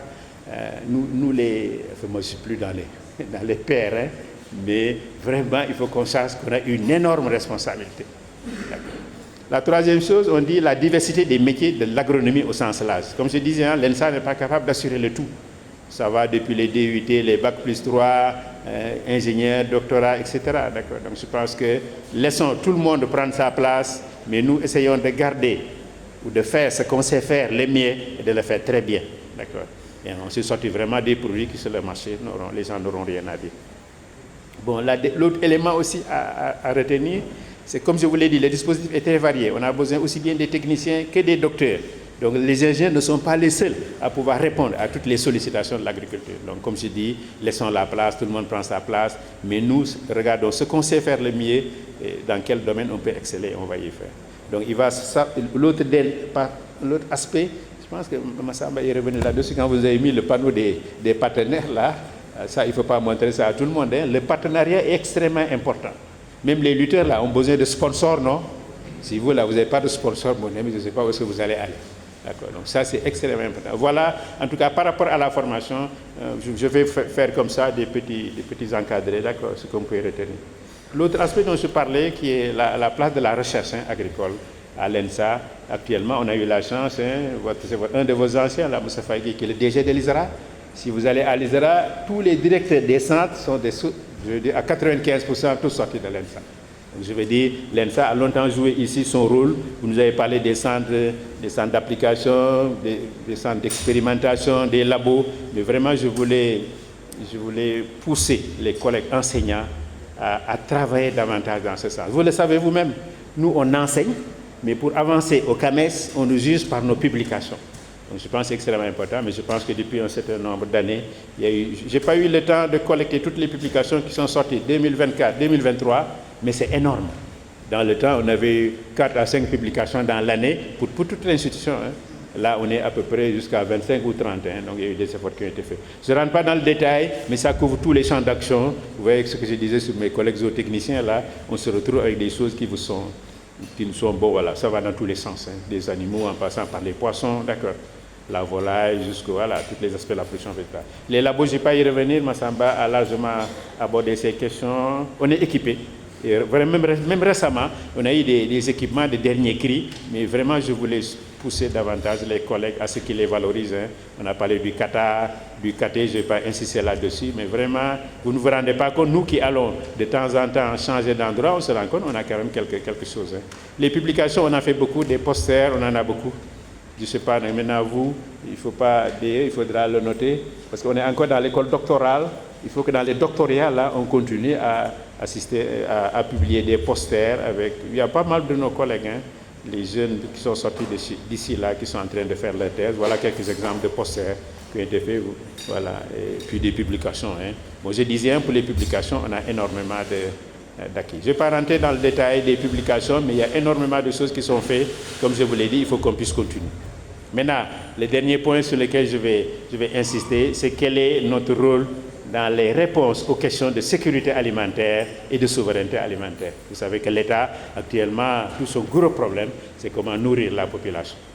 Évidemment, je ne rentre pas dans le détail, ce n'est pas seulement une préoccupation de l'ENSA ou du Sénégal, c'est une population du monde en entier. Donc, on est dans un monde où on va avoir bientôt les 9 milliards, et malheureusement, ce monde n'arrête pas, elle double aussi tous les 50 ans, hein, quasiment, hein, d'accord. Et pour ça, c'est les agronomes qui ont cette fonction d'assurer cette nourriture. Je vais y revenir. Maintenant, concernant le Sénégal, il faut quand même savoir que de 1960 à 1922, la population est passée de 3 millions à 17 millions. Actuellement, on fait combien? 18. D'accord. Maintenant, est-ce que depuis 1960, la population a été multipliée? Est-ce que la production agricole a été... c'est presque 5 fois. Hein? Si vous prenez 15, vous divisez ça par 3, ça vous fait presque 5 fois 3, 15. Hein? Est-ce que depuis 1960, on a multiplié la production agricole par 3? Non. Parce que rappelez-vous, pour l'arachide dont on parle là, c'est-à-dire on a fait 200 000 tonnes. En 1965, on faisait 1 million de tonnes d'arachide. D'accord. Sans compter les autres spéculations des céréales. Donc, et ça, c'est le gros problème. L'âge moyen de la population a augmenté actuellement, on considère que 80% de la population a moins de 20 ans. D'accord. Donc, vous voyez un peu où est-ce qu'on en est, avec une urbanisation qui progresse aussi. 49% de la population vit dans les grandes villes. On va dire la moitié de la population maintenant, elle est urbaine. Et tout cela va impliquer, on ne se nourrit pas de la même façon au village qu'en ville, vous suivez bien. Bon, on va y revenir après. Bon, ça c'est juste pour rappeler, hein, pour le Sénégal, ce qu'il en est, d'accord. On a une superficie arabe qui n'est pas énorme, hein, 3,8 millions d'hectares, seulement 20% de la superficie, elle est arable, hein, d'accord, avec une utilisation pour l'instant de 2,5, il nous reste quand même quelque chose. Bon, un climat changeant, je vais y revenir, mais ce climat nous pose des problèmes, surtout par rapport aux mutations qui sont opérées actuellement. Bon, ça je rappelle un peu notre agriculture pour mémoire, hein, pluviale essentiellement, avec des exploitations de très petite taille liées au morcellement, qui concernent 95% de la population. On a des systèmes pastoraux, des systèmes aussi de polyculture. On a l'émergence d'une agriculture émergente, et puis une agriculture irriguée. Là, je viens du fleuve, hein, dans lequel je travaille depuis plusieurs mois. Et là, il y a eu d'énormes progrès qui ont été faits. Hein. Le seul problème que l'on a au Sénégal, on va y revenir, c'est qu'on n'a pas d'abord ni le stockage des excédents de production, ni une égale répartition, une complémentarité des régions selon, voilà, ce qui produit le riz, là, aurait dû nourrir ceux qui produisent le mil, etc. Il n'y a pas une bonne interéchangeabilité qui fait que, bon, et malheureusement aussi, comme on n'a pas de possibilités de conservation élevées, ça fait qu'on a des grosses pertes. Tout ça, c'est juste pour rappeler, hein, dans les grandes lignes, ce que c'est que le Sénégal. Maintenant, je ne rentre pas dans les détails, on a 6 grandes zones agroécologiques. Bon, tous les gens qui travaillent dans les zones connaissent bien ça. Il y a une zone qui nous intéresse fondamentalement. Thiès est à peu près entre les Niayes et le début de la zone continentale, c'est pour ça ici. Les premiers essais de culture maraîchère en zone un peu hors des Niayes se sont opérés ici à Thiès quand nous on venait d'arriver. Donc voilà un peu ces grandes zones agroécologiques du Sénégal. Il y en a 6 et chacune des zones a des potentialités.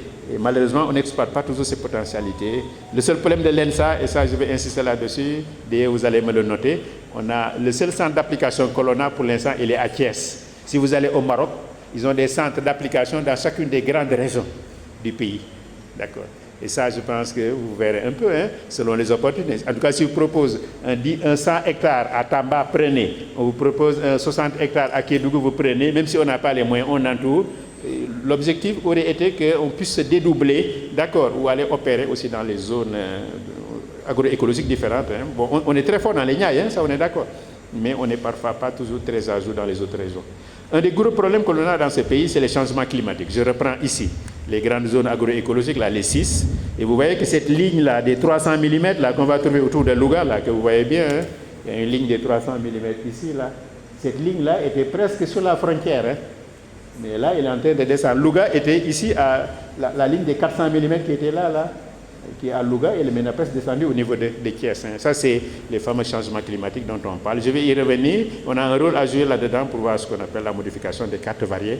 Il y a des variétés que nous cultivions, mais qui ne sont plus opérationnelles. Bon, je rappelle un peu ici, hein, ces grandes zones agroécologiques, je n'insiste pas là-dessus. Voilà un peu les changements climatiques dont je vous parlais là. Vous voyez bien cette ligne de 400 mm là, qui était sur Louga, ici, là, vous voyez, on a eu un rabattement. Les seuls changements qui ne sont pas opérés, c'est les 1000 mm que l'on a ici dans cette zone de Ziguinchor et de Kédougou, qui sont un peu les zones, on va dire, sud-guinéennes. Maintenant, bon, évidemment, ces changements climatiques actuellement nous impactent très fortement. On a une agriculture pluviale très aléatoire, d'accord, on ne sait pas vraiment, ça change énormément. Bon, je ne vais pas revenir sur ces questions, mais toutes ces questions que vous voyez ici, la perte de fertilité, réduction des terres agricoles, baisse des productions, font partie des problématiques sur lesquelles on vous fait travailler souvent en mémoire de fin d'études et sur lesquelles l'ENSA continue encore à contribuer. Maintenant, une des questions majeures, je prends juste un exemple, hein, c'est l'arachide. Regardez cette carte variétale de l'arachide là, avec une variété l'arachide d'Huillery, c'est la 7330 et la 7333. C'est l'arachide d'Huillery. D'accord. Évidemment, il y a une variété, c'est la 6911, là, qui a l'arachide de Bush, qui a complètement disparu. D'accord. Actuellement, on ne la voit plus. Donc voilà, cette carte variétale, en quelle année? 1982. D'accord. Bon, ça, c'est un collègue là qui, malheureusement, a quitté la recherche depuis Sendoui.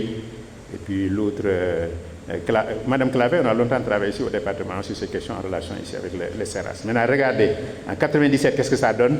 Il y a des variétés qui ont disparu. Hein. La 7330 a disparu, on n'a plus que la 7333. On a des nouvelles variétés qui sont apparues, comme la fleur 11, on ne l'avait pas. Et puis la 55-437, le fameux CHOP, là, qui est en train de prendre toute la zone centrale du bassin arachidier. Donc c'est juste pour vous dire, hein, voilà, des questions majeures sur lesquelles on est obligé de retravailler à nouveau. Là, j'ai pris l'arachide, hein, mais c'est valable pour le mil ou pour toutes les autres cultures. Bon, je ne reviens pas sur ce que je disais hein, sur cette agriculture-là, sur lesquelles on devra aider à répondre par rapport aux questions majeures qui sont sollicitées. Bon, dans les cultures pluviales, hein, vous reconnaissez les principales cultures que vous connaissez, hein, je ne vais pas insister. Bon, surtout le maraîchage aussi, avec les choux, on en fait actuellement énormément. Voilà, c'est l'ail, hein, d'accord. Ne pas me confondre avec les oignons, d'accord. L'ail, on en fait très peu, mais on en fait quand même assez souvent dans les Niayes, dans certains endroits, c'est comme les fraises, hein, d'accord. Le Sénégal a d'énormes potentialités sur les cultures maraîchères et l'arboriculture fruitière. Malheureusement, ce n'est pas toujours très bien compris. Cette carte du PDMAS là vous montre un peu les principales variétés, d'accord. Enfin, les principales cultures d'abord, et à l'intérieur les principales variétés et les périodes hein, de réalisation de ces cultures. Donc vous voyez que c'est souvent des cultures de contre-saison. C'est une planche qui est très grande, le haut est là, le bas elle est là, et vous avez pour toutes les cultures un peu les variétés qui vous sont suggérées par rapport aux périodes de culture. Bon, maintenant, l'État a initié ce qu'on appelle on va dire cette agriculture communautaire, hein, d'accord, il y a eu beaucoup de problèmes, mais dans beaucoup d'endroits, ça a quand même aidé à impulser un certain développement avec les domaines agricoles communautaires, d'accord. Et comme ici les gens fonctionnent beaucoup par démonstration, ces exemples qui ont marché ont impulsé pas mal de communautés locales qui ont commencé à se lancer dans ces questions, aussi bien que de production que de commercialisation. D'accord. Bon, et puis soit démarrer un apprentissage. Ce que Massamba a rappelé là est assez important. Maintenant, il faudra vous rendre compte que malgré tout, cette agriculture est en train de s'innover. Bon, là, c'est à gauche, c'est les jujubes gola, ça c'est les mandarines, les kumquat. Il y en a d'autres qui sont lancés dans l'arboriculture fruitière, comme les agrumes, mais avec un gros problème hein, de la maîtrise de l'eau.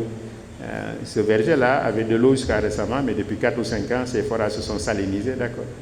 On est passé d'une production de 400 kg de pamplemousse par arbre 2 fois dans l'année à moins de 100, hein, d'accord. Donc, il y a plusieurs variétés hein, qui ont été testées. Ça, c'est une blanche, ça, c'est une rosée, ça, c'est une rouge sanguinolente, d'accord. C'est juste pour vous dire hein, que évidemment, tout ce que je montre là, c'est pour surtout vous les jeunes. Hein. Ça vous permet de savoir qu'on est ici dans un énorme potentiel. On a des fermes aussi ultra modernes qui font aussi, dans les nouvelles tendances, ces élevages modernes. Mon ami Thierry, là, se retrouve.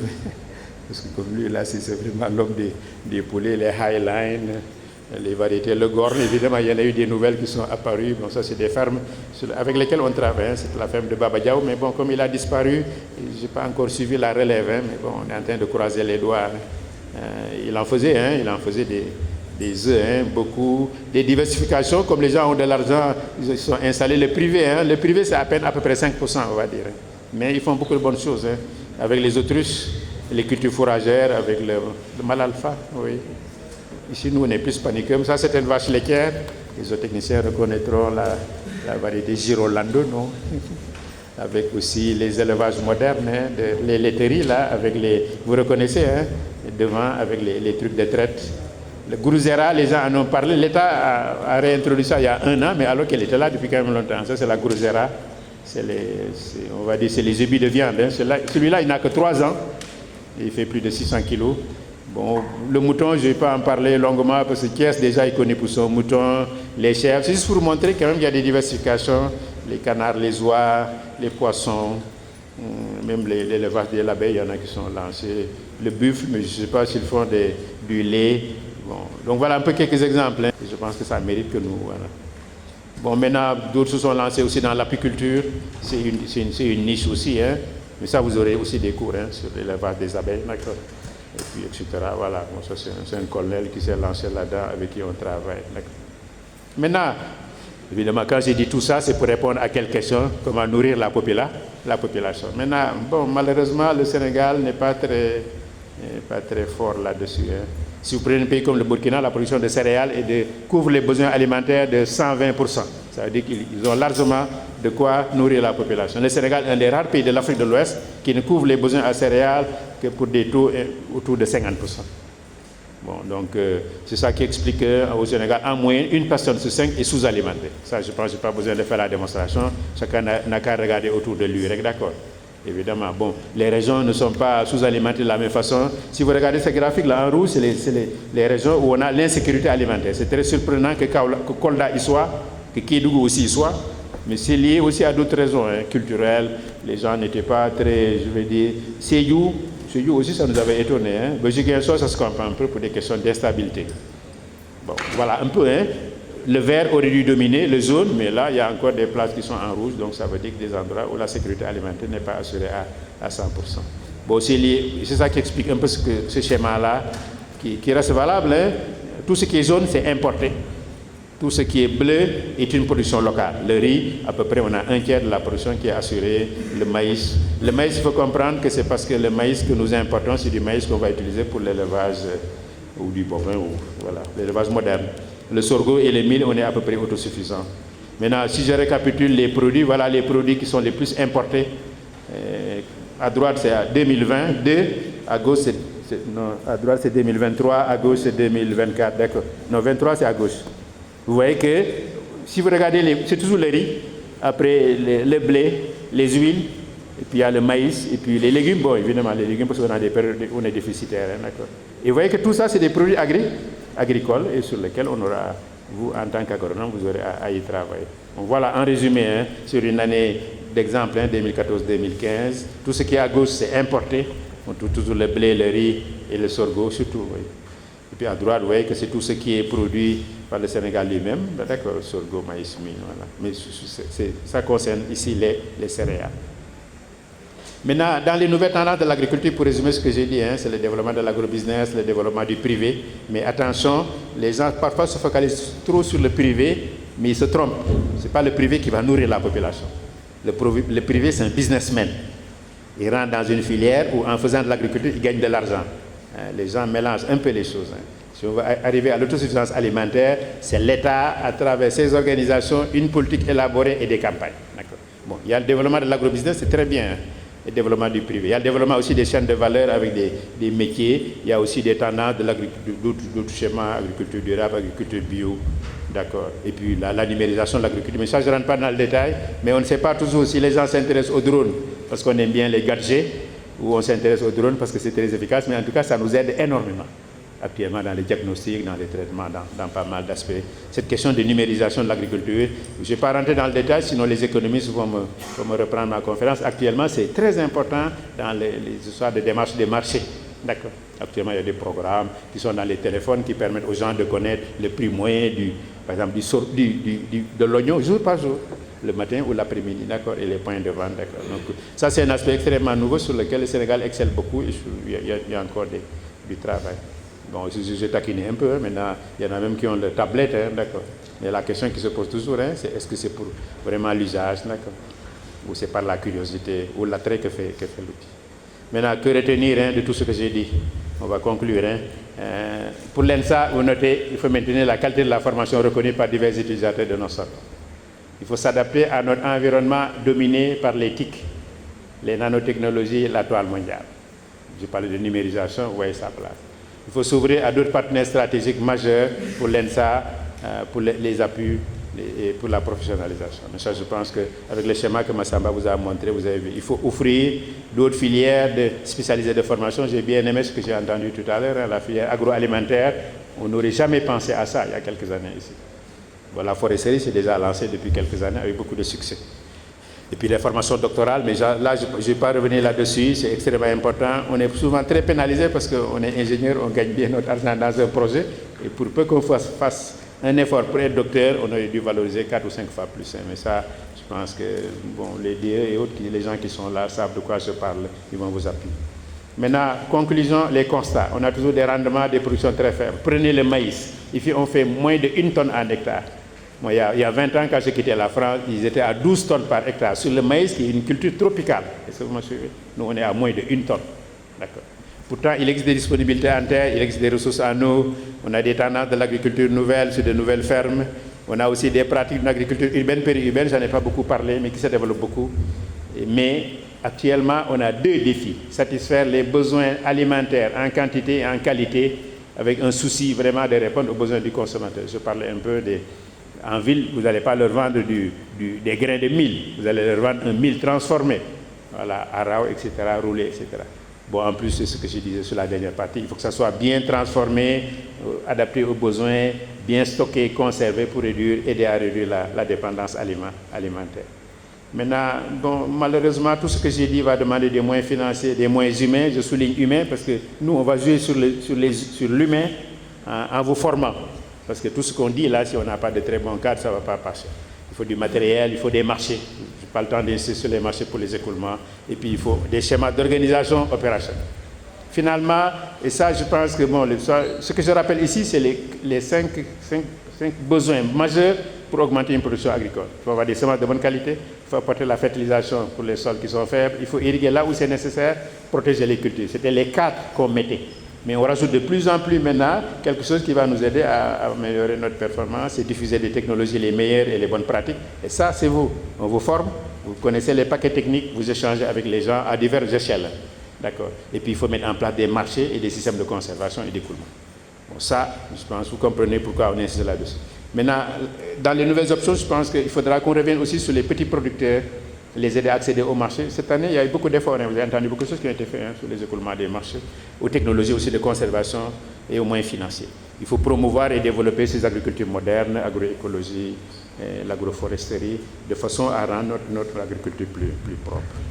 Finalement, qu'est-ce qu'il nous faut faire, nous, en tant qu'agronomes? Bon, je vous le mets ici, mais c'est parce qu'on va vous former dans cela. Il nous faut explorer les nouvelles possibilités de stockage des excédents d'eau. Il pleut beaucoup, trop, mais on ne les garde pas.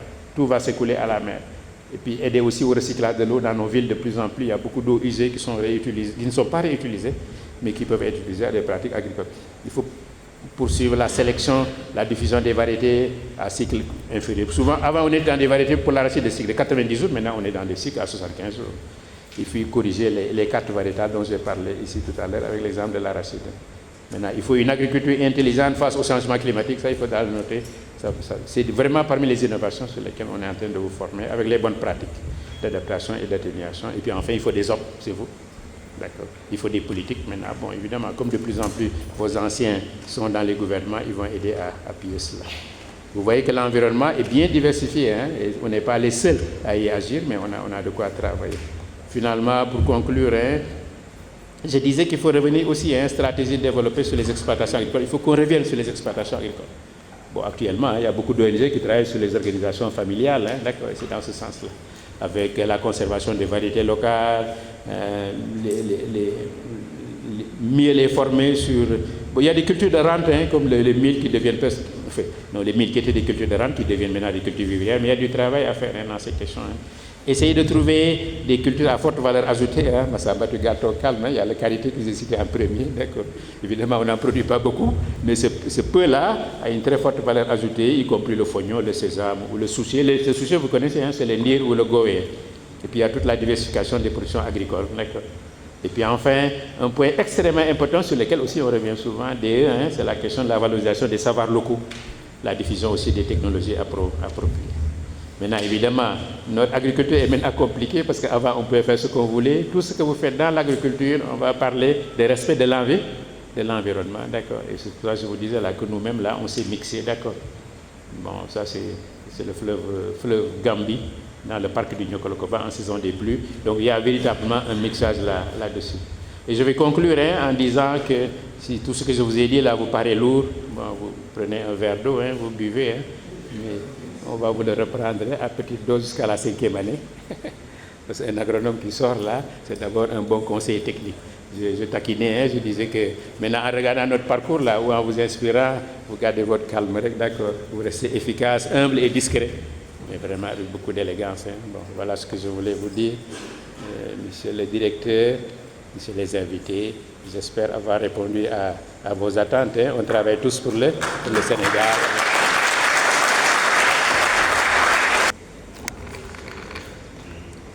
Bonjour à tous. En tout cas, merci, monsieur le maître de cérémonie. Aux âmes bien nées, la valeur n'attend point le nombre des années, avait dit Corneille dans le Cid. Vous êtes sur la bonne voie. Merci. Monsieur le directeur des études de l'ENSA, monsieur le chef des services administratifs, Madame, Messieurs les chefs de département, monsieur le conférencier, cher professeur Salim Ndiaye, chers collègues aînés, professeur Thioune, je salue votre présence. Chers collègues membres du personnel d'enseignement et de recherche, Mesdames, Messieurs les membres du personnel administratif, technique et de service, Monsieur le Président de l'ADENSA, l'Association des diplômés de l'ENSA, Monsieur le Président de l'Amicale des élèves ingénieurs, honorables invités, chers étudiants, chères étudiantes, j'ai fait le pari aujourd'hui redoutable de ne pas préparer de discours et de devoir vous parler les yeux dans les yeux et vraiment vous partager avec vous les émotions, mais aussi les perceptions que j'ai de notre école, mais aussi de notre avenir. Donc, en mon nom propre et au nom de la communauté de l'ENSA, je voudrais vous adresser mes chaleureuses salutations, mais aussi vous souhaiter la bienvenue dans ce temple du savoir agronomique. Je voudrais aussi vous remercier pour avoir sacrifié de votre temps pour être des nôtres aujourd'hui. Nous sommes là donc pour sacrifier à une tradition séculaire des universités, ce qu'on appelle un amphi de rentrée. Vous me permettrez d'abord formuler quelques remerciements à l'endroit soit de composantes, soit de personnes ici présentes. Je voudrais d'abord remercier les enseignants-chercheurs pour tous les sacrifices consentis en 2024 et leur engagement constant pour dispenser une formation de qualité à nos élèves ingénieurs. Cela, malgré un environnement difficile, nous l'admettons, fait d'un certain nombre de contraintes et de défis. C'est votre capacité d'adaptation qui fait que, malgré cet environnement quelquefois pas favorable, vous avez été à mesure de relever les principaux défis qui faisaient face à nous pour conduire cette année et la terminer en beauté. Je voudrais aussi remercier le personnel d'enseignement, administratif technique et de service. Vous faites le travail de fourmi, vous faites le travail à la base, qui quelquefois n'est pas bien perçu, mais qui est indispensable. Rien qu'un bureau poussiéreux peut complètement détruire la journée d'un travailleur. Donc si nous trouvons dans un environnement qu'on peut considérer comme relativement favorable, c'est en partie grâce à votre investissement, mais aussi votre engagement en faveur de notre école. Je voudrais vraiment vous exprimer ma profonde gratitude. Je voudrais aussi remercier l'amicale des élèves ingénieurs et à travers le président, l'ensemble des élèves ingénieurs. J'ai toujours dit que, et cela a été repris et témoigné par les plus hautes autorités qui ont en charge l'enseignement supérieur, notamment le ministre de l'enseignement supérieur, celui qui est parti et celui qui est là. Ils ont accepté, ils m'ont dit que vous êtes des élèves modèles. Vous êtes au fait des enjeux de l'heure. Vous êtes au fait des attentes de l'État vis-à-vis de vous. Et c'est ça qui fait que, évidemment, vous avez une bonne collaboration avec l'administration de l'école et qui a permis pendant des années d'avoir une certaine stabilité relative sans laquelle tout ce que nous avons accompli n'aurait pas pu être fait. Je voudrais vraiment, Monsieur le Président, vous remercier du fond du cœur et vous dire en tout cas l'estime que nous portons à nos élèves. Je voudrais remercier aussi le représentant du CROUS. Transmettez donc mes mots, le remerciement à Monsieur le Directeur. le CROUS et la direction de l'ENSA ont toujours travaillé en toute intelligence, ayant compris que nous avons tous en charge le redoutable défi de pacifier l'espace et de créer des conditions favorables au travail scientifique et à la formation. Et donc, je sais l'engagement du nouveau directeur. Un peu, il a décliné ses orientations que je trouve intéressantes. Je voudrais vraiment l'encourager, le féliciter de nouveau et l'encourager à, évidemment, aller de l'avant. Je voudrais aussi remercier, bien sûr, l'ADENSA, le président et son représentant, mon cher collègue Katim Touré.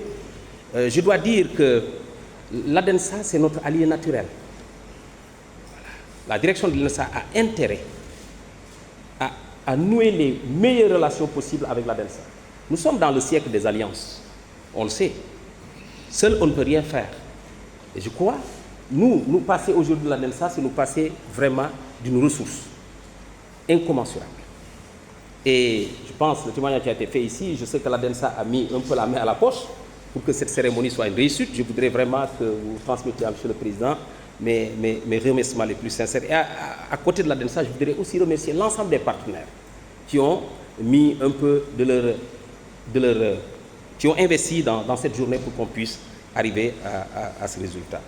Je terminerai les remerciements en remerciant la fanfare.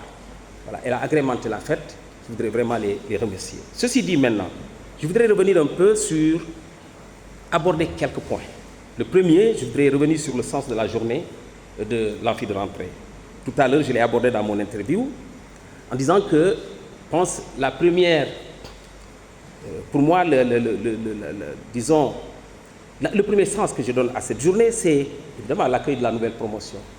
Voilà. Donc, je voudrais vous souhaiter la bienvenue à l'ENSA et vous dire que nous sommes conscients que le produit qu'on nous a donné, que vous êtes, est un produit de qualité. Un produit méritant. Parce que vous avez réussi un concours extrêmement serré.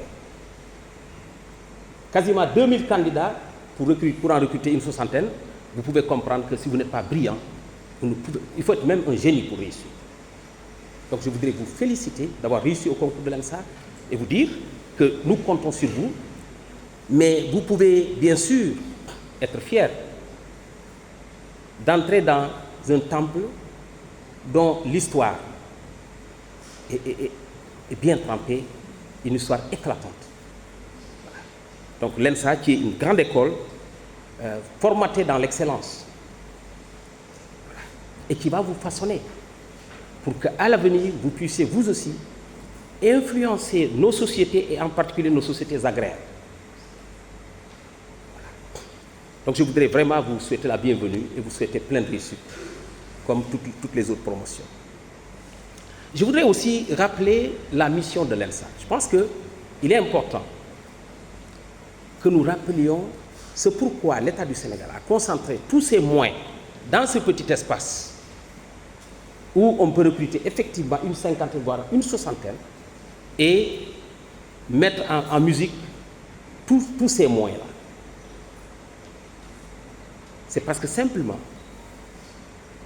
nous savons que si on interroge l'histoire du développement, les grandes civilisations ont été bâties sur la base de l'économie agricole. En tout cas, je l'ai lu de beaucoup de penseurs. Et donc, sans agriculture, point de développement. Les plus hautes autorités de ce pays, depuis qu'on a accédé à la souveraineté internationale, ont compris ça.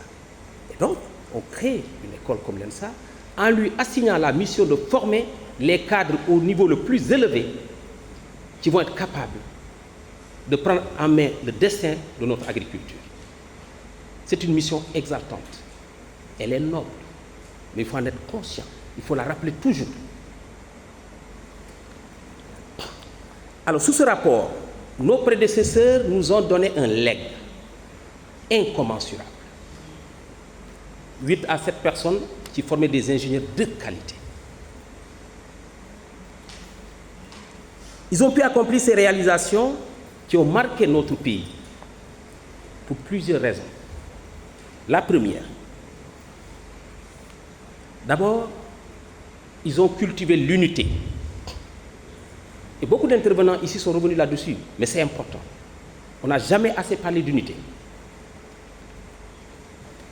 Ce n'est pas par le chacun pour soi, mais plutôt par ensemble que nos prédécesseurs ont pu développer cette école. Je répète bien, hein? Ce n'est pas par le chacun pour soi, mais par l'ensemble que nos prédécesseurs collectivement ont pu développer ce qu'ils ont pu faire. Donc, je voudrais vraiment que cette valeur soit perpétuée dans cette école. Que notre vœu de fonder une famille agricole ici dans le domaine de la formation, qui est la famille de l'ENSA, soit consolidé. Ils ont pu le réussir aussi par le dialogue, par la concertation, par la communication. Mon père disait, rafle yep, bi ci gëna bon moy rafle kaddu. Ku rafle kaddu tas na dëkk. Comme Kajoor, wutuma ko ma ci bolé dama ci bokk. Donc je peux parler wolof aussi. Un peu. Et donc, en tout cas, je suis conscient que c'est le maillon, l'un des maillons les plus faibles dans cette école. Et j'en suis le premier responsable. Mais, évidemment, j'en appelle à le corriger et faire mieux, et faire du dialogue, de la concertation, de la communication, un des piliers de la gouvernance pour qu'ensemble, toutes les forces soient mobilisées pour réaliser nos projets.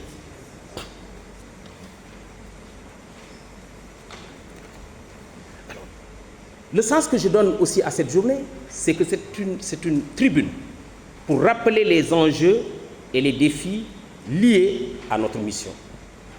Et je voudrais vraiment saluer et remercier notre éminent professeur Charles, qui a abordé beaucoup, en tout cas ces questions-là, dans son intervention tout à l'heure de haute facture.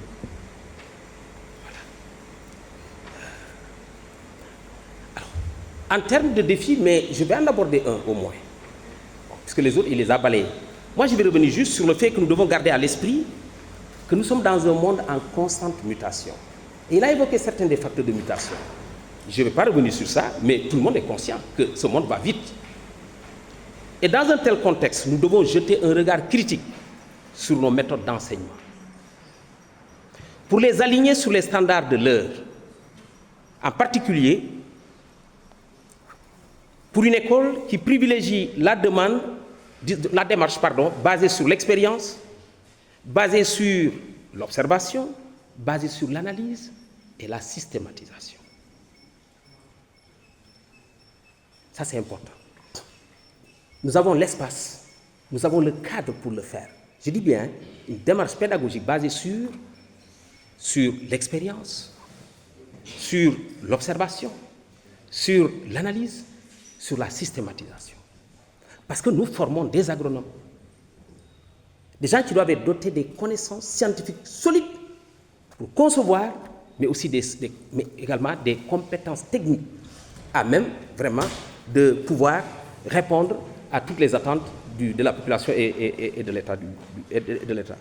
Et à ce titre-là, je voudrais dire qu'il y a des choses qui sont faites. Hein, parce qu'on peut donner comme exemple le jeune qui a fondé l'entreprise Ovavitech, que je regarde toujours.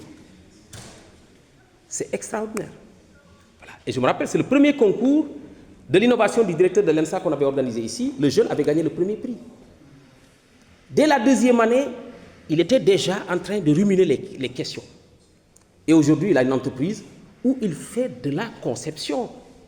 Pour moi, il est jeune, mais si vous voulez le modèle d'un ingénieur de conception, allez voir ce jeune-là. Ça, c'est le fruit de tous ces enseignants, de tous ces patrons qui sont investis tous les jours. Ça veut dire qu'il y a des choses de fait. Mais juste, nous recommandons un peu, voilà, qui aime bien, châtie bien.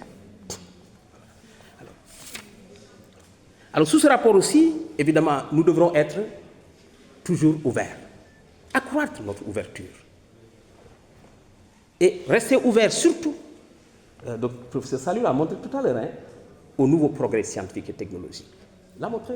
Le numérique, il est clair, doit prendre davantage de place dans tout ce que nous faisons.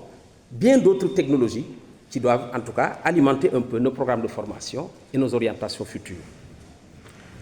Alors c'est le lieu donc de remercier, je suis au bout, de remercier encore une fois le professeur Salim Ndiaye, en tout cas pour votre intervention. J'ai beaucoup appris, comme d'habitude. Certes, il y a eu beaucoup de témoignages sur vous ici, c'est tout à fait normal. Le président Abdou Diouf disait, pour déflourer, à Mouloué. Vous voyez un peu. Et donc, moi, je vais dire ce que je retiens de vous. Hein. Je retiens de vous un passionné de science. Voilà. Et je voulais dire que la fonction d'universitaire et de formateur est très jalouse. Elle vous pompe l'air. Elle vous pompe tout le temps. Elle vous suit jusque sur le lit. Il n'y a que les passionnés pour réussir. Voilà. Et donc, vous êtes un scientifique passionné. Et c'est ça qui a donné le parcours que vous avez présenté en exemple aux jeunes. Il faut qu'ils comprennent que ce parcours ne s'obtient pas sur le lit, ne s'obtient pas sur le fauteuil. C'est important. Mais aussi, vous êtes un agronome véritable, compétent. Je vous suis. Voilà. Vous êtes un universitaire, un formateur, rompu à la tâche, qui a contribué à la formation de centaines, voire de milliers de Sénégalais, qui rendent service à ce pays et à leur famille. Soyez-en remerciés. Vous avez aussi un parcours professionnel éclatant, moi, dont je vous envie. Oui. Alors, et naturellement, notre communauté, elle peut être conflictuelle, elle peut être tout. Attention, elle remercie, par contre, elle rend à tous ceux qui travaillent leur mérite. Et c'est pour ça que vous avez eu la consécration de l'Académie nationale des sciences et techniques du Sénégal, qui a fait de vous un immortel. Félicitations.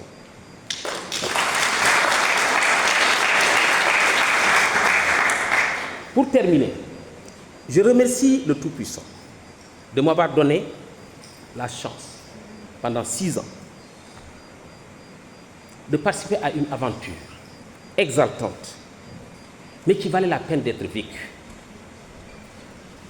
Mon destin devait s'écrire dans les petits casiers rizicoles des agriculteurs ingénieurs de Casamance. Mais Dieu en a voulu autrement. Et il en a décidé autrement en m'appelant à servir ce temple du savoir à la plus haute station. Je lui en suis reconnaissant. Je le dis parce que c'est vraiment la dernière, en tout cas, c'est le dernier amphi de rentrée que je préside ici à l'ENSA. Et je tenais à rappeler ça. Et c'est pour les jeunes, pour qu'ils sachent que quelqu'un qui est né dans un village de 4 maisons, 4, où l'école la plus proche était à 30 km, qui devait écrire tout son destin dans les petits casiers rizicoles de Casamance, comme je l'ai dit, par la grâce de Dieu, mais par un travail acharné, sans concession avec le travail, peut accéder ici. C'est la nation qui le permet. Voilà. Et je dirais juste, pour terminer donc, que je vais laisser une école autonome, qui a repris son destin en main. Et les acteurs que vous êtes, vous pouvez écrire les pages comme vous le voulez. Et le seul mot que je vais ajouter, c'est que j'ai laissé une école bien repositionnée dans l'enseignement supérieur du Sénégal, bien repositionnée dans l'environnement agricole du Sénégal. Les preuves sont énormes, sont nombreuses. Aujourd'hui, quand je vais au ministère, je vais ailleurs, je vous le dis très sincèrement, au vu même de ce que je reçois aujourd'hui, quelqu'un me remplace, il verra les